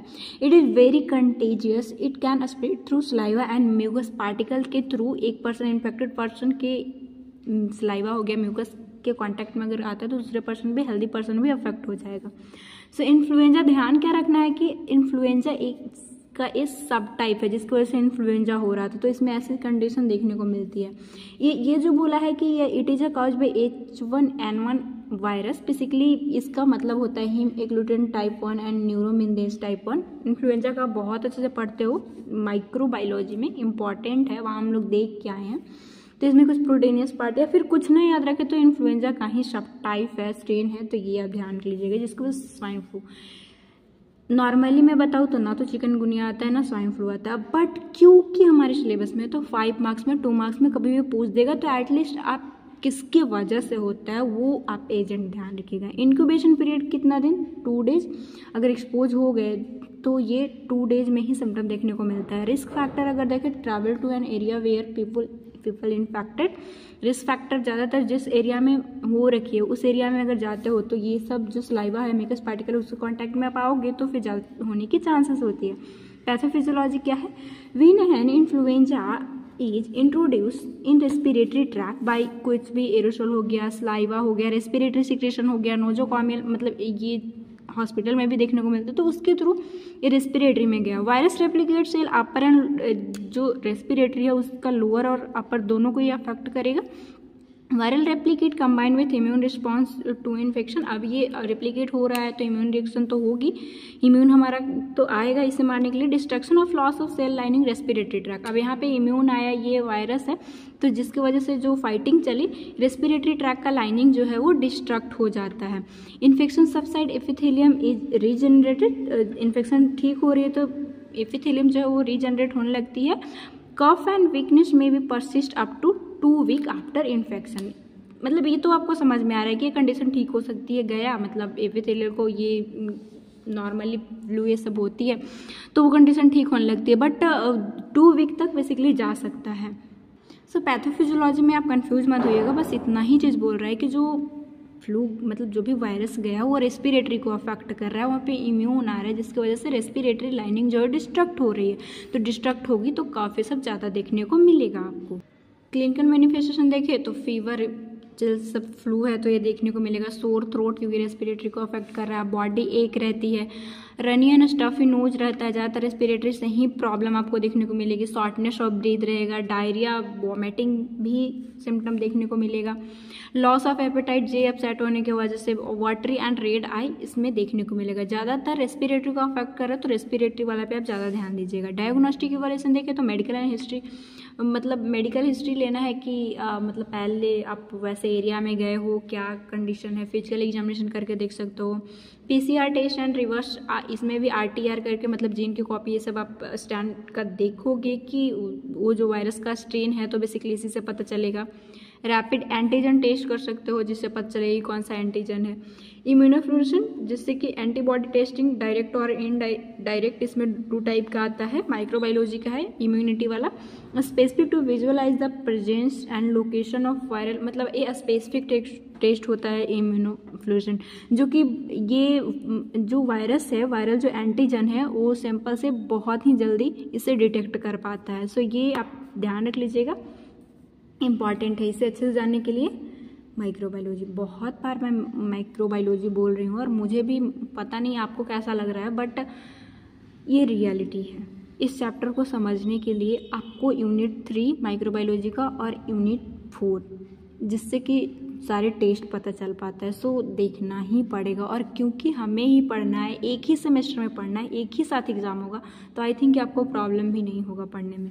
मैनेज कैसे करना है, there no specific drug for human swine flu, इसके लिए भी कोई स्पेसिफिक ड्रग नहीं है, बट फिर भी एंटीवायरल देंगे। ओसिटामेविर क्योंकि वायरल है तो ये एंटीवायरल ही देंगे। Oseltamivir, peramivir for prevent the influenza virus spreading inside the body, वो पूरा स्प्रेड ना हो उसकी संख्या को कम करेगा। ओवर काउंटर मतलब बहुत ज़्यादा जब पेन ऐसी कंडीशन में देखने को मिलती है तो बिना प्रिस्क्रिप्शन के भी पेन रिलीफ और ओवर काउंटर लेते हैं पेशेंट, जैसे कि एसिटामिनोफेन हो गया ताकि पेन जो है वो रिलीफ हो। रेस्ट इस कंडीशन में इंपॉर्टेंट होती है ताकि इम्यूनिटी, जैसे कि हम लोग देखें कि खुद भी ठीक हो सकता है, तो उस कंडीशन में जितना रेस्ट बेड रेस्ट रहेगा ये उतना ही उनका इम्यून हीलिंग का काम करेगा। इंक्रीज फ्लूइड इनटेक, अगर ये फीवर है तो फिर हाइड्रेशन होने के चांसेस उसके लिए। कफ सफरेशेंट कफ होती है तो वो ले सकता है। In severe cases administration of IV fluid and supportive measure, बहुत ज़्यादा अगर सीवियर कंडीशन तो ऐसे नहीं होते, खुद से ठीक हो जाता है, बट हो रखी है तो ये सभी आप दोगे। ठीक नहीं किया गया तो रेस्पिरेटरी फेलियर पूरा ही हो जाएगा, साथ साथ हार्ट डिजीज भी देखने को मिलेगा, उससे भी इम्पेक्ट कर सकता है। सो ये था स्वाइन फ्लू। नेक्स्ट हम लोग डिजीज कंडीशन देखते हैं, लिम्फेटिक फाइलेरियासिस सिलेबस के अकॉर्डिंग। यह जो है कॉमनली इसे इन्फैंटियासिस भी बोलते हैं। इस कंडीशन में होती क्या है, लिम्फेटिक जो है नोड वो बेसिकली अफेक्ट होते हैं और उसी में ऑब्स्ट्रक्शन आ जाता है, जिसकी वजह से बेसिकली पैर का जो ये जो पैर है फीट है वो इतना बड़ा हो जाता है, बहुत ज़्यादा इन्फेंट शेप का हो जाता है, जिसे हम लोग इसीलिए इसे एलिफेंटियासिस भी बोलते हैं। डिसफिगरिंग हो जाता है, बहुत ही हैवी लेग हो जाता है। नॉर्मली ये हॉस्पिटल जाओगे आपको देखने को मिलेगा ही मिलेगा। मैं ये शायद रिम्स गई थी तब वहाँ पे हमें देखने को मिला था। It is disfiguring and disabling disease, चल नहीं पाता है, बहुत ही हैवी पैर हो जाता है, साथ ही साथ उनका अपीयरेंस भी डिसफिगरिंग दिखने लगता है। 2 टाइप के होते हैं, क्लासिकल और ऑकल्ट। क्लासिकल मतलब ये दिखेगा basically cause a block of lymphatic enlargement of body affected. जो लिम्फेटिक है उसमें ब्लॉकेज, उसको ड्रेन करना काम है, आगे पैथोफिजियोलॉजी में पढ़ोगे, उसी में ब्लॉक हो जाती है और वहाँ पे बहुत ज़्यादा अफेक्टेड जो भी एरिया है लिम्फेटिक जहाँ पे रहेंगे वही अफेक्टेड होता है, आगे हम लोग देखेंगे। सो वहाँ पे इनलार्ज आपको देखने को मिलेगा। वॉर्म की वजह से होता है, बेसिकली एडल्ट वॉर्म की वजह से हुआ तो आपको फाइलेरियासिस का पूरा सिम्टम देखने को मिलेगा। बट जो ऑकल्ट फाइलेरियासिस है वो बेसिकली ये जो माइक्रोफाइलेरियल एंटीजन मतलब छोटा वाला की वजह से होता है, ये जो दिखता नहीं है पूरी तरह से सिम्टम। पेशेंट है eosinophilia, enlarge Spain, lymph node जो है वो इनलार्जमेंट इसमें नहीं देखने को मिलेगा, इससे आप कंफ्यूज हो गए। सो इसमें लिम्फ नोड बेसिकली एलिफेंटियासिस में ही होता है कि लिम्फ नोड इनलार्ज होती है, बट इस कंडीशन में नहीं देखने को मिलेगा। ये ऑकल्ट है, इसीलिए इसे ऑकल्ट बोला जा रहा है। ये एडल्ट की वजह से हो रहा है तो सिम्टम सारा देखने को मिलेगा, और अगर छोटा माइक्रो की वजह से देखने को मिल रहा है तो नहीं सिम्टम उतना, मतलब ये ऑकल्ट टाइप का है। इटियोलॉजी अगर देखें तो एजेंट ये filariasis is caused by several type of parasitic जो न्यूमेटेड राउंड वर्म है। पैरासाइट आप जो पढ़े थे माइक्रो का, सबसे पहले हम लोग पढ़े थे उसमें बैक्टीरिया, इसके बाद वायरस, इसके बाद फंगी, तब हम लोग पैरासाइट पढ़े थे। तो पैरासाइट में ही जो टाइप में एक पेज में बताई थी, तो इधर हम लोग देखे थे जिसमें ये न्यूमेटेड राउंड फॉर्म आ रहा था, तो उसकी वजह से होता है। मेन जो है वो बुचेरेरिया बैनक्रॉप्टी के वजह से होता है। सो कुछ ना याद रहे न्यूमेटेड राउंड वर्म तो एक तरफ आप लिखना फाइलेरियासिस कॉजेटिव एजेंट में आप बुचेरेरिया ब्रैनकॉफ्टी आप लिखोगे। 90% केसेस में यही रिस्पॉन्सिबल होता है जो कि एक राउंड वर्म है। नेक्स्ट आता है वेक्टर, तो ये भी मस्क्यूटो बाइट है, मतलब कुरुलेक जो मस्क्यूटो फीमेल होती है उसके बाइट करने उसी में ये रहता है, तो उसके बाइट करने की वजह से उनमें ये फैल जाएगा। रिस्क फैक्टर अगर देखें तो ये मस्क्यूटो इन्फेक्टेड अगर किसी को भी बाइट की तो वो ससेप्टेबल, मतलब उनमें ये देखने को मिलेगा। मेल फिर भी ज़्यादा हिस्ट्री देखा गया, ज़्यादा केसेस मेल में आते हैं। पुअर सैनिटेशन, मस्क्यूटो वहाँ पे ज़्यादा रहेंगे तो वहाँ पे रिस्क फैक्टर रहता है। पैथोफिजियोलॉजी अगर देखें तो लिम्फेटिक फाइलेरियासिस जो है वो कॉज बाय थ्रेड लाइक जो पैरासाइट वर्म है उसके वजह से। ये ट्रांसमिट कैसे होगा, जब कुलेक्स मस्क्यूटो जो है वो अगर बाइट किया तो नॉर्मल हेल्दी पर्सन के बॉडी में जाएगा। इन्फेक्शन अगर लिम्फेटिक सिस्टम लिम्फ नोड को ये अफेक्ट करता है, उस करता क्या है कि लिम्फ नोड को ये ब्लॉक कर देता है। चैनल जो है जैसे इस कंडीशन में एडिमेटस हो जाता है। नॉर्मल आप एडिमा का पैथोफिजियोलॉजी अगर आप देखोगे तो ये ब्लड वेसल्स है, इसमें जो फ्लूइड है वो हाइड्रोस्टैटिक प्रेशर की वजह से वेसल से बाहर आती है। बट यहाँ पे जो यहाँ प्रोटीन है जिसकी वजह से ऑन्कोटिक प्रेशर लगता है, तो ये अपोजिट फोर्स की वजह से ये ऊपर की ओर जाता है। अब यहाँ पे जो बाकी इंटरस्टिशियल में जो फ्लूइड है वो नॉर्मली जो हमारा लिम्फेटिक सिस्टम है वही ऊपर की ओर ले जाता है, बट इस कंडीशन में ये ब्लॉक हो जाता है, जिसकी वजह से उस एरिया पे जिसको अफेक्ट किया हो बहुत ही ज़्यादा इनलार्ज हो जाता है, जिससे हम लोग एलिफेंटियासिस मतलब हाथी पाँव देखने को मिलते हैं। ज़्यादातर ये अफेक्ट करता है लेग को, जेनाइटल को, एलिफेंटोइड साइड मतलब बहुत ही बड़ा कर देगा, ज़्यादातर लेग में ये देखने को मिलती है। क्लिनिकल मैनिफेस्टेशन हम लोग देखें तो असिम्टोमेटिक माइक्रोफिलिया मतलब ये छोटू वाला रहा, छोटा रहा, जो ऑकल्ट जो हम लोग देखे थे तो सिम्टम नहीं देखने को मिलती है। Acute episode of inflammation skin, lymph node, lymphatic vessels, ये इन्फ्लामेशन इस सब में देखने को मिलेगी, मतलब एक्यूट हुआ बहुत ही जल्दी ये कंडीशन देखने को मिलेगा। तो oedema with thickening of skin underlying tissue, जैसा कि हम लोग देखें कि ये माइक्रोफिलिया तो असिम्टोमेटिक है, बट ये एडल्ट की कंडीशन है तो ये इन्फ्लामेशन देखने को मिलेगा, साथ ही साथ एडिमा हो जाएगी, थिकनिंग हो जाएगा, बिकॉज यहाँ से जो फ्लूइड है वो ब्लॉक हो रखा है, लिम्फ नोड जो भी लिम्फेटिक वेसल वो ब्लॉक हो जाती है, तो फिर एडिमा की कंडीशन वहाँ पे रहता है। हाइपरट्रॉफिक ऑफ अफेक्टेड पार्ट जिसे इन्फेंटियासिस से सब बोलते हैं, तो ये इसका नॉर्मल क्लिनिकल मैनिफेस्टेशन है। आपको क्या लगता है एलिफेंटियासिस अभी ख़त्म हो चुका है? आप हमें कमेंट बॉक्स में बताइएगा। वैसे अगर मैं बताऊं, अभी मैं विलेज एरिया में गई थी तो वहाँ पे इसके डायग्नोसिस के लिए इम्पॉर्टेंट है ये नाइट में डायग्नोसिस इसका अच्छा हो पाता है, मतलब जो भी इसके जो जिसकी वजह से हो रहा है ये नाइट में ज़्यादा अच्छे से मतलब ग्रोथ करते हैं, तो नाइट का सैंपल लिया जाता है। तो वहाँ पे ये कैंप लगा हुआ था, उस एरिया में बहुत ज़्यादा देखने को मिल रही थी। अभी का रिसेंट में 1 मंथ का बता रही हूँ, सो ये कंडीशन अभी भी है, तो हो सकता है कि पूछे एग्जाम में, तो एक बार आप रिव्यू अच्छे से कर लीजिएगा एग्जाम से पहले। वैसे मैं बताऊंगी कि इसमें इंपॉर्टेंट कौन सा किसको ध्यान रखना है, क्योंकि बहुत सारे डिजीज कंडीशन है, बहुत सारे कॉजेटिव एजेंट है, तो एक बार में तो आप याद नहीं कर पाओगे, बट रिवीजन हमारे लिए जो इंपॉर्टेंट है उस पर ज़्यादा आप थोड़ा टाइम दे लेना। मैं सबसे पहले तो हिस्ट्री लेंगे, फिजिकल एग्जामिनेशन नॉर्मल सी बात है। सीरोलॉजी की मतलब पहले हो रखी है, ये सब का आप नॉर्मल बहुत बार बताई हूँ मैं आपको।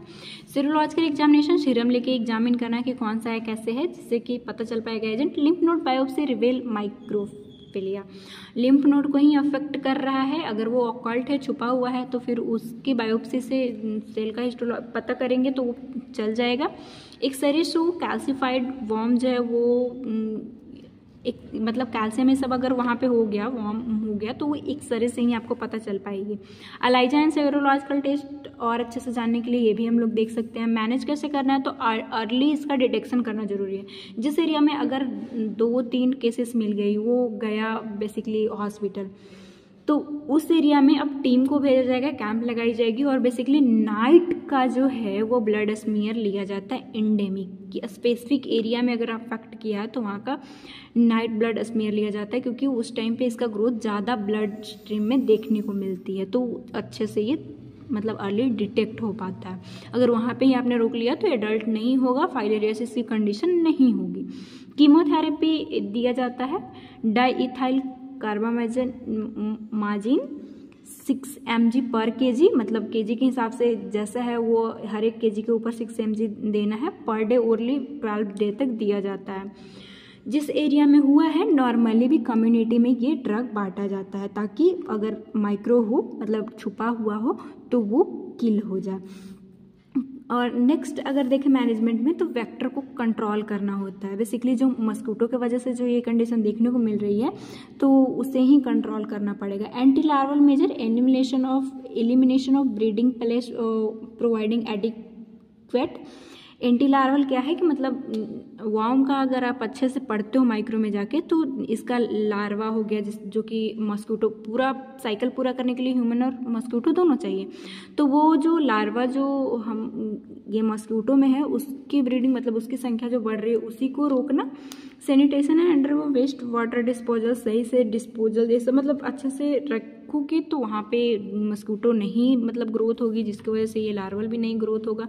एंटी एडल्ट मेजर के लिए अगर देखें तो रेसिस्ट टू डीडीटी छिड़काव होता है, उससे ये रेसिस्ट रहता है।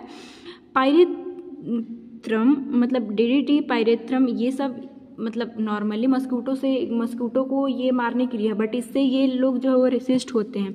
As a space spray it is useful the temporary means personal protection, ऐसे पर्सनल प्रोटेक्शन के लिए स्पेस स्प्रे जो है वो यूज कर सकते हैं, बट डीडीटी और इसका कोई इसके ऊपर असर नहीं रहता है। तो फिर और भी कंडीशन फैलती है तो एक ही जगह पे बहुत ज़्यादा फैल जाती है, इसीलिए मतलब इसमें जो है वो बहुत ध्यान दिया जाता है कि अगर एक जगह पे 2-3 मिल गया मीन्स कि वो उस पूरे एरिया का अर्ली डिटेक्शन इंपॉर्टेंट हो जाता है। Personal prophylaxis using mosquito net, खुद को बचाने के लिए अगर उस एरिया में है तो सारे लोगों को बोलना है कि आप मस्कीटो नेट लगा के रखिए, ताकि मस्कीटो जब तक बाइट नहीं करेगी तब तक आप इन्फेक्ट नहीं होंगे। कॉम्प्लिकेशन क्या होगा, लिम्फो एडिमा हो सकता है, बेसिकली लिम्फ नोड के अफेक्ट कर रहा है तो ये लिम्फोएडिमा, मेल में स्क्रोटल स्वेलिंग हो जाती है, लिम्फ नोड वहाँ पे ज़्यादा होते हैं, तो ये सब कॉम्प्लिकेशन अगर ठीक ना किया जाए तो देखने को मिलेगा। सबसे ज़्यादा इसमें मेन है कि जो पैर है वो डिसफिगरिंग एलिफेंट के पैर के जैसा हो जाता है, इसीलिए इसे एलिफेंटियासिस बोलते हैं। सो यहाँ पे हमारा पूरा डिजीज कंडीशन खत्म होता है। Dengue and chikungunya, basically chikungunya नहीं फाइलेरियासिस दो इम्पॉर्टेंट हो सकता है, इसमें डेंगू आता है। अब हम लोग नेक्स्ट देख लेते हैं टॉपिक डिप्थेरिया, पर्टूसिस, टिटनस और पोलियोमाइलाइटिस। सो डिप्थेरिया क्या है, डीपीटी वैक्सीन को आप याद करो।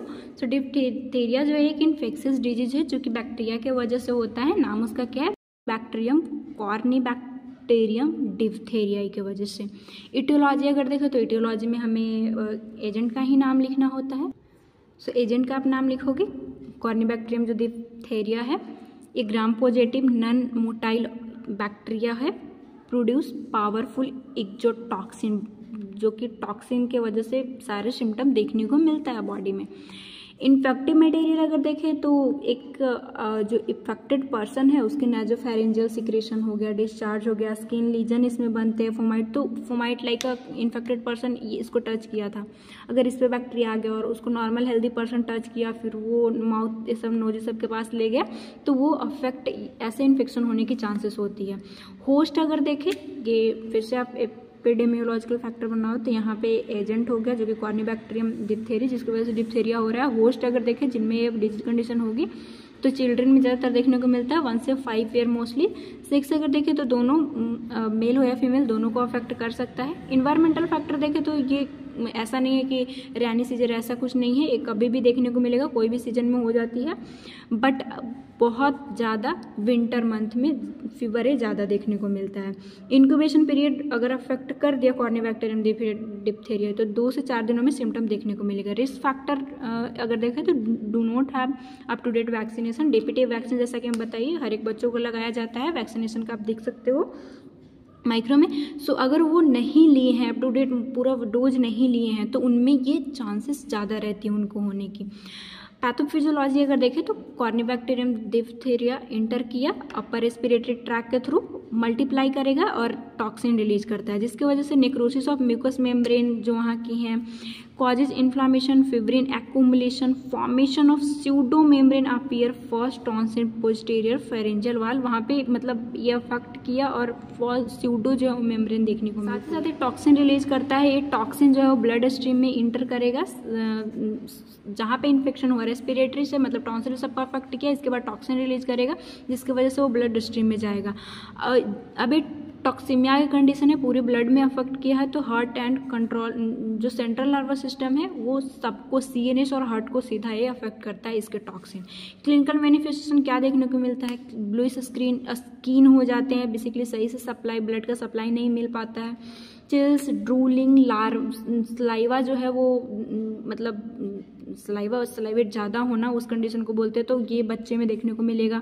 स्वेलन ग्लैंड, क्योंकि टॉन्सिल को अफेक्ट कर रहा है तो नेक के पास जो ग्लैंड है वो स्वेलन रहती है। सोर थ्रोट रेस्पिरेटरी में है तो वहाँ देखने को मिलेगा। टॉक्सीमिया, पूरा ब्लड में जो है वो बेसिकली टॉक्सिन रिलीज किया है तो टॉक्सीमिया कंडीशन।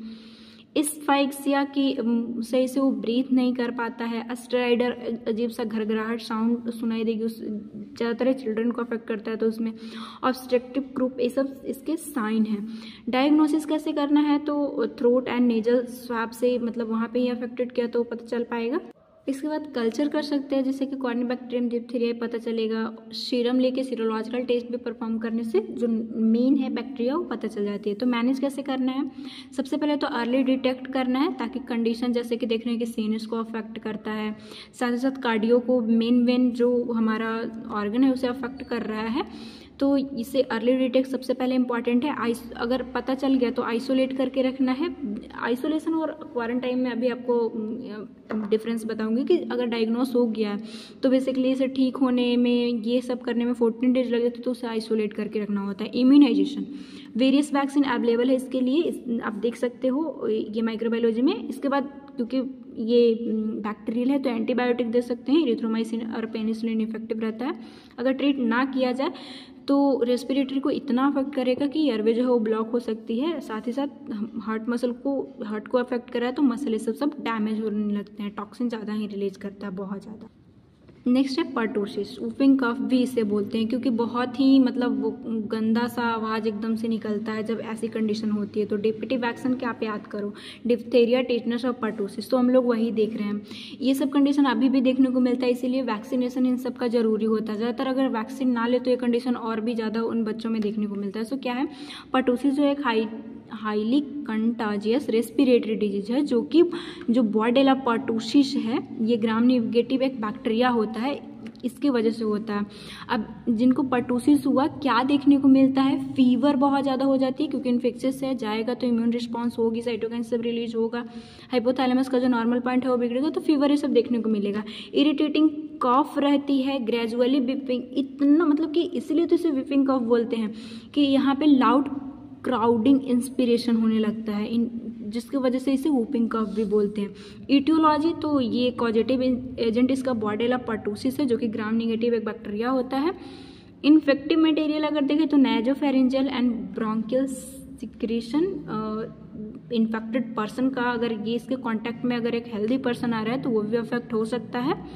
रिस्क फैक्टर अगर देखें तो इंडेमिक एक्सपोजर, की जहाँ पे बहुत ज़्यादा हो रखी है वहाँ पे अगर एक नॉर्मल हेल्दी पर्सन गया तो उनको हो सकती है, क्योंकि ये तो ईयर में सब में देखने को मिलेगा उनकी सिक्रेशन, ये सब कहीं भी तो ज़्यादा चांसेस रहती है कि उनको भी हो जाए। नॉन वैक्सीनेटेड इंडिविजुअल, जिन जैसे कि डीपीटी का वैक्सीन इंपॉर्टेंट है, अगर नहीं लगाया तो ज़्यादा रहेगा। ज़्यादातर होता किसको है, बिलो 5 ईयर के बच्चे, इम्यूनिटी उनमें कम रहती है। पैथोफिजियोलॉजी अगर देखें तो बॉर्डेला जो बॉडी टेलर जो पर्टुसिस है, ये it liberate number of antigen and toxin, ये बॉडी में जाएगा और बहुत ज़्यादा जो है वो एंटीजन कुछ टॉक्सिन सब रिलीज करेगा। चेंज अगर इन रेस्पिरेटरी ट्रैक और नासोफैरिंजियल एंड ब्रोंकियल्स, इसमें सारी चेंजेस देखने को मिलेगी क्योंकि टॉक्सिन सबसे जो रिलीज हो रहा है वहाँ पे इम्यून सेल्स आएंगे, इन्फ्लामेटरी रिस्पॉन्स साइटोकिन से सबके वजह से देखने को मिलेगा। म्यूकोसा सिक्रेशन अपीयर, अब क्योंकि इन्फ्लामेशन हो रखी है तो ज़्यादा ही म्यूकस सबका सिक्रेशन होगा। Local epithelium symptom of year, और ऐसी कंडीशन आएगी कि इतना ज़्यादा वहाँ के एपिथेलियल डैमेज ऐसा है कि जब वो इंस्पिरेट करेगा तो ऊप जैसा साउंड निकलती है, इसी को हम लोग पर्टुसिस वूपिंग कफ बोलते हैं। सो इसकी क्लिनिकल मैनिफेस्टेशन क्या देखने को मिलेगा, तो इसमें भी ऐसी कंडीशन है कि ये भी ठीक हो सकता है। तो सबसे पहले ऐसी कंडीशन मतलब प्रोड्रोमल स्टेज पहला आएगा जो कि माइल्ड है स्लाइटली, ये नॉर्मल जब इन्फेक्शन जो आपका infection control and clinical setting था नर्सिंग फाउंडेशन 1 में, वहाँ ही आपने इन्फेक्शन का सारा स्टेज पढ़ा था, तो उसको थोड़ा सा आप रिव्यू कीजिए, जिसमें सबसे पहला था प्रोडर्मल स्टेज। ये माइल्ड फॉर्म है कि स्लाइटली फीवर आएगा, कि कोई भी अगर बैक्टीरिया गया है तो हमारी इम्यून सेल आएगी, साइटोकिन सबकी वजह से जो नॉर्मल फीवर देखने को मिलता है, फीवर हमारे लिए बॉडी के लिए अच्छा होता है, टेम्परेचर हाई करके बेसिकली बैक्टीरिया को मारने की कोशिश कर रहा है हमारा बॉडी, तो वो देखने को मिलेगी। स्नीजिंग रह सकता है, कोल्ड, रनिंग नोज, इरिटेटिंग कफ, रेस्पिरेटरी को किया तो ये सारे सिम्टम रहेगी। प्रॉक्सिमल स्टेज ये 1 से 2 वीक के अंदर देखने को मिलता है। कफ बिकमिंग वेरी वायलेंट और इसी टाइम पे वूप साउंड निकलती है। साइनोसिस, वॉमिटिंग, कॉन्वल्जन, ये सभी सीनस को भी अफेक्ट ये सब देखने को मिलता है। अब ऐसी कंडीशन है कि ठीक वाली स्टेज की आपने एंटीबायोटिक ये सब दे रहे हैं तो 2 से 4 वीक में ठीक होने की condition. Decrease severity of frequency, इस पर जो साउंड निकल रही है वो ठीक होने लगती है। डायग्नोस्टिक इवैल्यूएशन देखें तो medical history and physical examination हमें करना है कि आप एंडेमिक एरिया में गए थे, जो भी साइन सिम्टम दिख रहा है वो देखोगे आप। पॉलीमेरिक पीसीआर से आप पता कर सकते हो इसके जीन को कॉपी ये सब बना के, सीरोलॉजिकल सीरम के थ्रू माइक्रोस्कोपिक एग्जामिनेशन स्मीयर बना के कि कौन सा बैक्टीरिया आपको पता चलेगा। मैनेज कैसे करेंगे आप, तो केसेस अर्ली, सबसे पहले डायग्नोसिस करना है अर्ली, ताकि आप एंटीबायोटिक ये सब दो और जल्दी से ही कन्वर्जन स्टेट इसका आ जाए। आइसोलेट करके रखना है। अब देखो, क्योंकि ये कम्युनिकेबल डिजीज है और एक से दूसरे में फैलता है, बैक्टीरिया सबकी वजह से हो रही है, तो नॉर्मल आप किसी का भी ड्यूटी करते हो किसी चीज़ का, जैसे एडल्ट हेल्थ नर्सिंग का बहुत लोगों का तो हो गया होगा, इसके बाद ही आप पढ़ रहे होगे तो आपने देखा होगा, फिर पीडीआईएस पे भी जाते हो तो उस टाइम पे बहुत ज़्यादा कम्युनिकेबल डिजीज जैसे बच्चों में देखने को मिलता है, ये ज़्यादातर बच्चों में होने वाली है। तो उस टाइम पे क्या होता है कि मतलब डॉक्टर बोल देते हैं कि ये कंडीशन आपको 10 डेज और हॉस्पिटल में रहना होगा, तो मतलब वहाँ पे पूछती हैं लोग कि मतलब ऐसा क्या हो रहा है कि 10 दिन के बाद ठीक होगा। तो कभी कभी होता है कि मतलब इसका इतना डोज आपने दिया तो वो धीरे धीरे धीरे करके इतने दिन लगाएगा तब जाकर ठीक होगा। सो मैं समझाने की कोशिश कर रही थी, होपफुली मेरी मैसेज आप समझ पा रहे होंगे।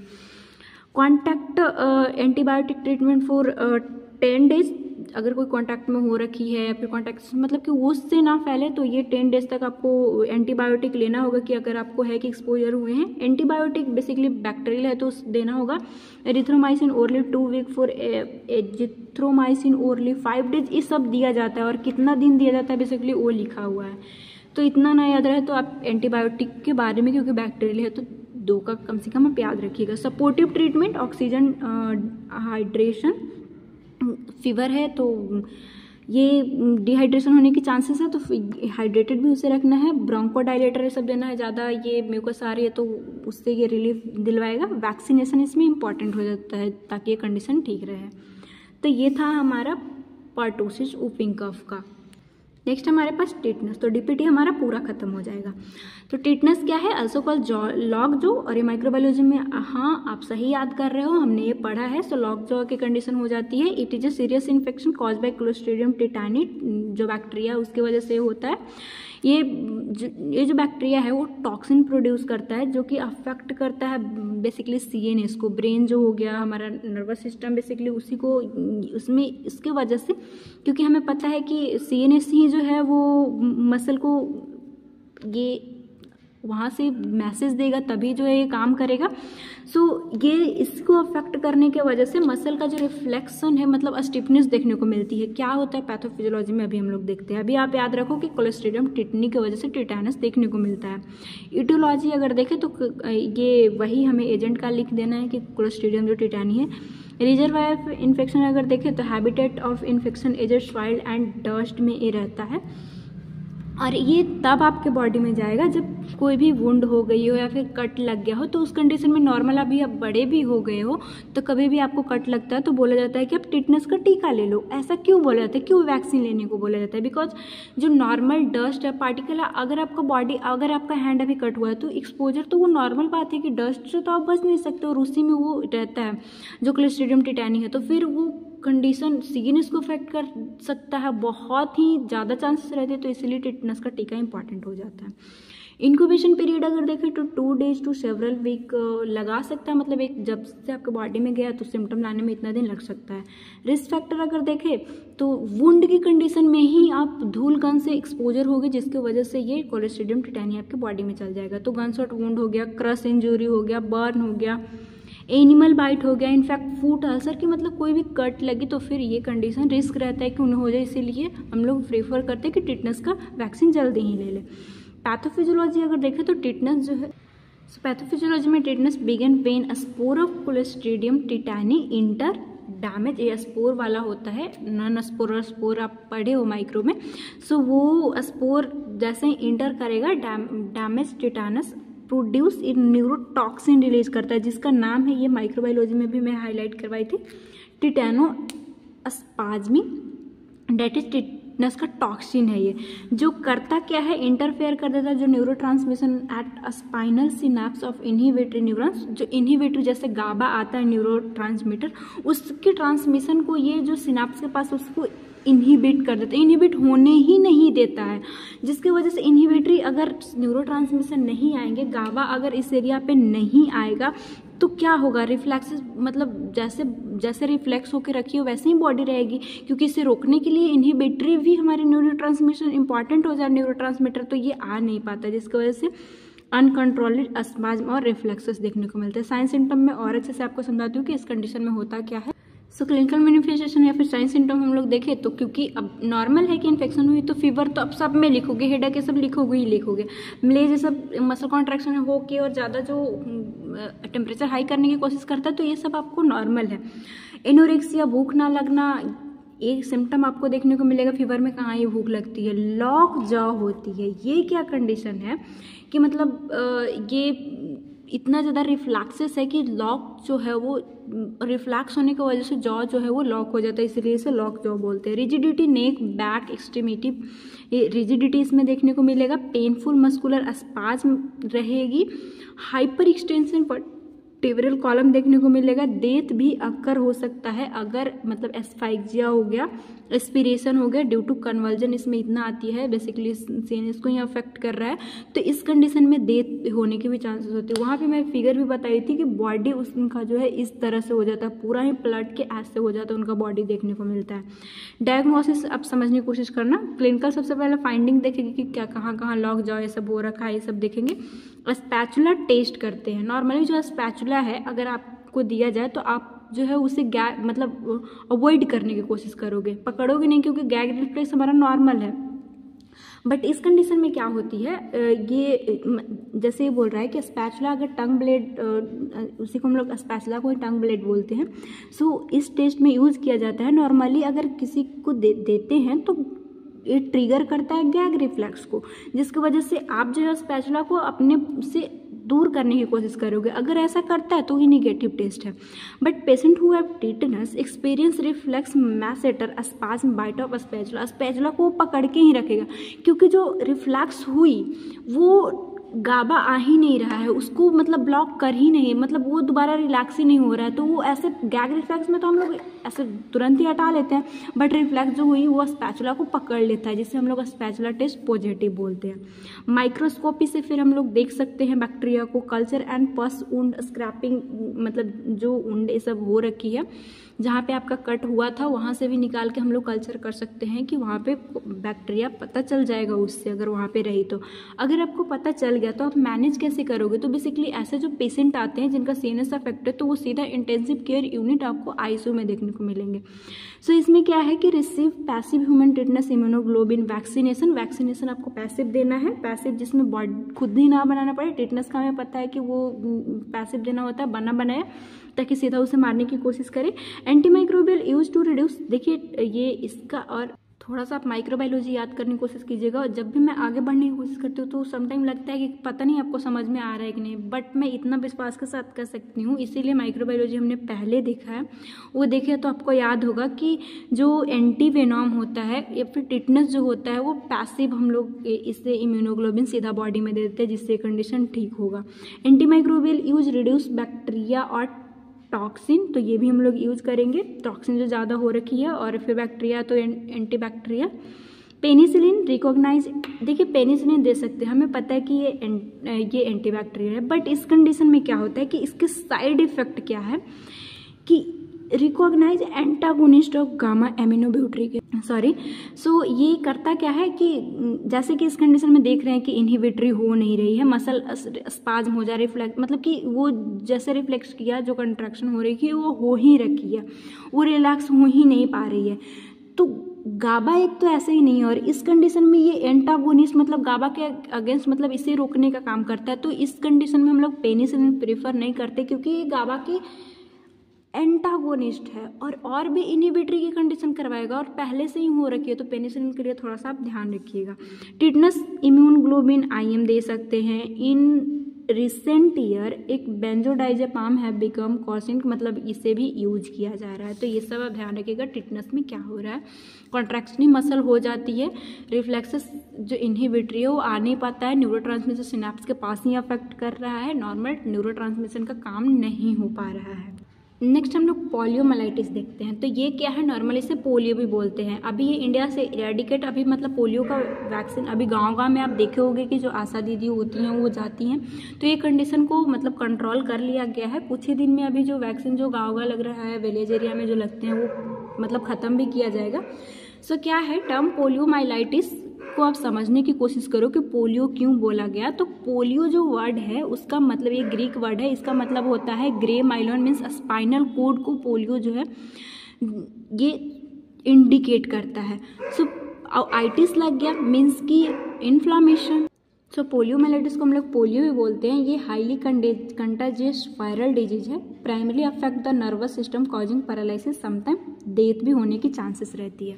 बेसिकली इसमें क्या होता है, जो हमारा स्पाइनल कोड का एंटेरियर जो हॉर्न है, हमें पता है एंटेरियर हॉर्न ये है, और यहाँ से ही हमारा मोटर न्यूरॉन, जिससे कि मोटर आएगा उधर से सीएनएस से मतलब मैसेज, तभी जो है वो मूवमेंट हो पाएगी, इसी को ये अफेक्ट कर देता है, जिसकी वजह से जो मैसेज है वो नहीं जा पा, मतलब मोटर जो है वो रिस्पॉन्स नहीं आ ही नहीं पाता, जिसकी वजह से मसल का जो काम है वो पूरा रुक जाता है, जिसे हम लोग पैरालिसिस की कंडीशन बोलते हैं।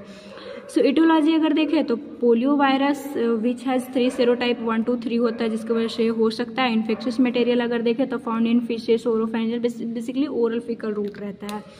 एज देखें तो चिल्ड्रन मोर ससेप्टेबल है एडल्ट के कंपैरिजन में, क्योंकि इनका इम्यूनिटी बहुत वीक होती है। सेक्स अगर देखें तो मेल में ज़्यादा देखने को मिलता है देन फीमेल, जैसे कि जितना भी रिसर्च मतलब जो भी केसेस आए उसमें 3 मेल था, उसमें 1 फीमेल जो है वो अफेक्ट हो रही थी। वाई नॉट ऐसा क्यों हो रहा था, बेसिकली ये देखा गया है। इन्वायरमेंटल फैक्टर देखें तो कंटाजिनियस वाटर, फूड एंड फ्लाई के वजह से मतलब ये इन्वायरमेंट में रहती हैं, तो इसके ये लीड करता है।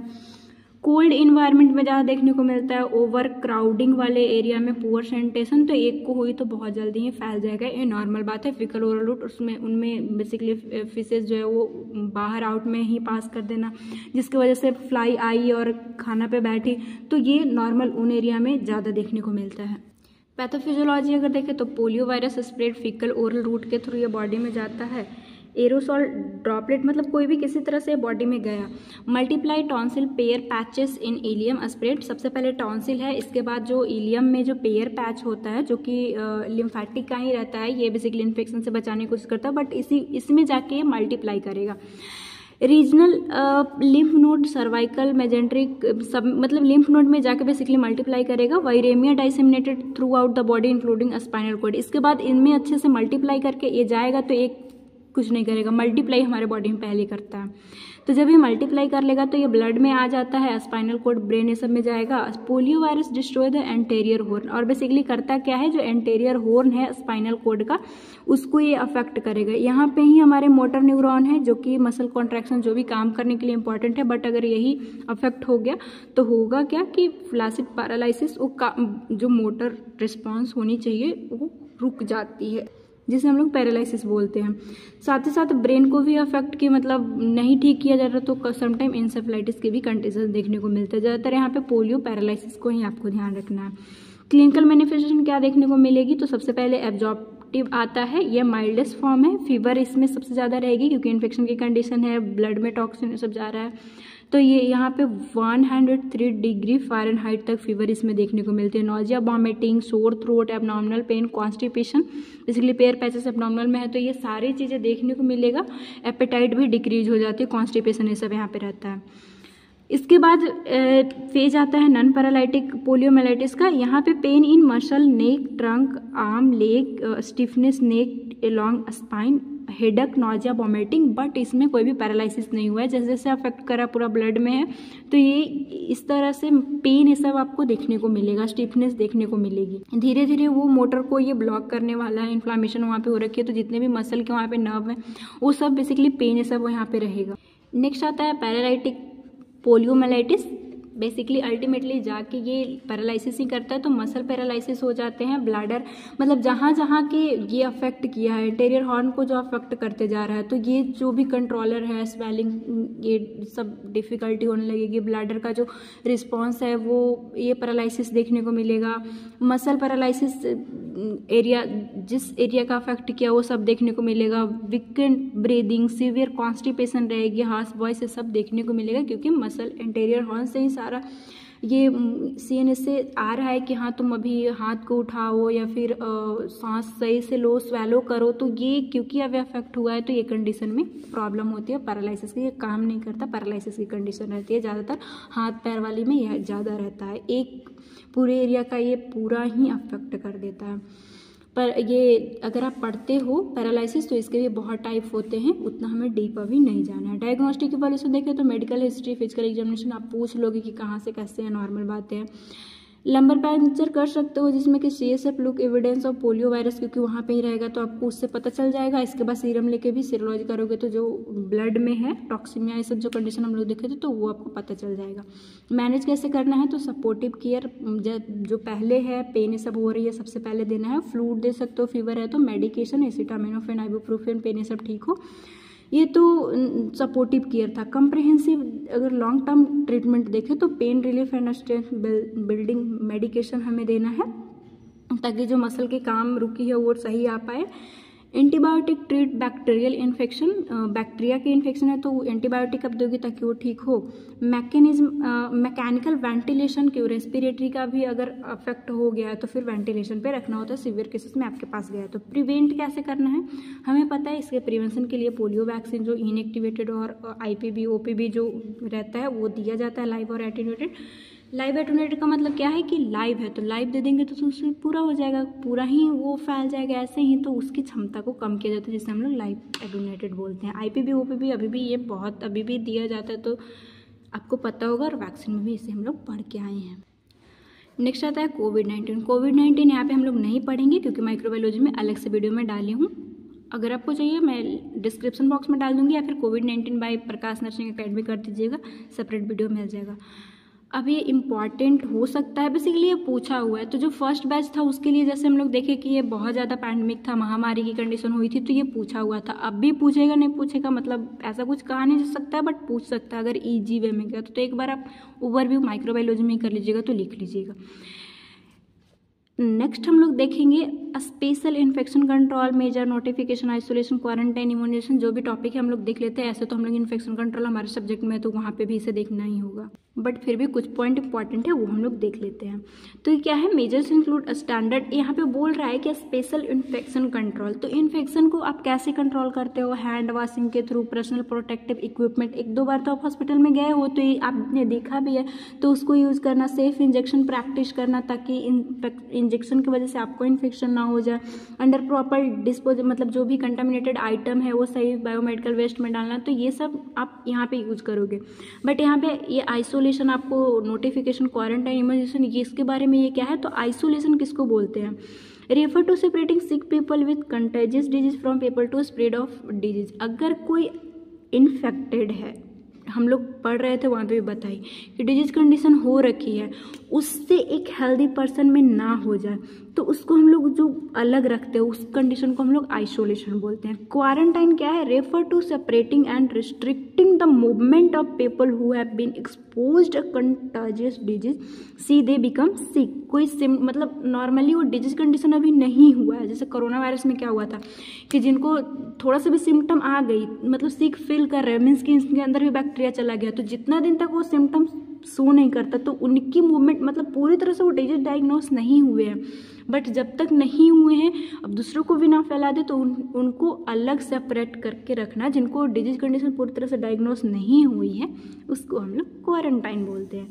नेक्स्ट आता है इम्यूनाइजेशन। तो इम्यूनाइजेशन में क्या है कि वैक्सीन लगवाना, मतलब जो भी हॉस्पिटल वाले स्टाफ है, जो भी बच्चे, अच्छे से प्रॉपर इम्यूनाइजेशन ताकि इन्फेक्शन की कंडीशन हो ही ना, उनके अंदर पहले ही एंटीबॉडी बनी रहे। नेक्स्ट आता है नोटिफिकेशन। नोटिफिकेशन क्या है, आप सर्विलेंस से सब पढ़ोगे, मतलब देखिए जो डिजीज कंडीशन हुआ है ना उसको रिपोर्ट करना। Infectious disease public health authorize like WHO को, NCD जो कि नेशनल सेंटर डिजीज कंट्रोल है, फैसिलिटेट सर्विलेंस। सर्विलेंस का मतलब कि वो किस में कहाँ कितना हुआ है उसे कैसे प्रिवेंट करके रखना है, मतलब कंट्रोल इफेक्ट की एक होता क्या है कि कोरोना वायरस जो फैल रहा था वो कैसे पता चला था कि हाँ तो ये बताना होता है क्योंकि ये इन्फेक्शियस है। तो अगर फैल गया तो पूरा का पूरा ये एरिया, एक एरिया को ही ये ख़त्म कर सकता है।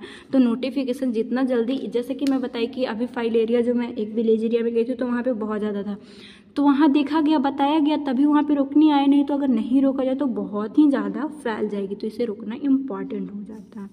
सो बस यही था हमारा।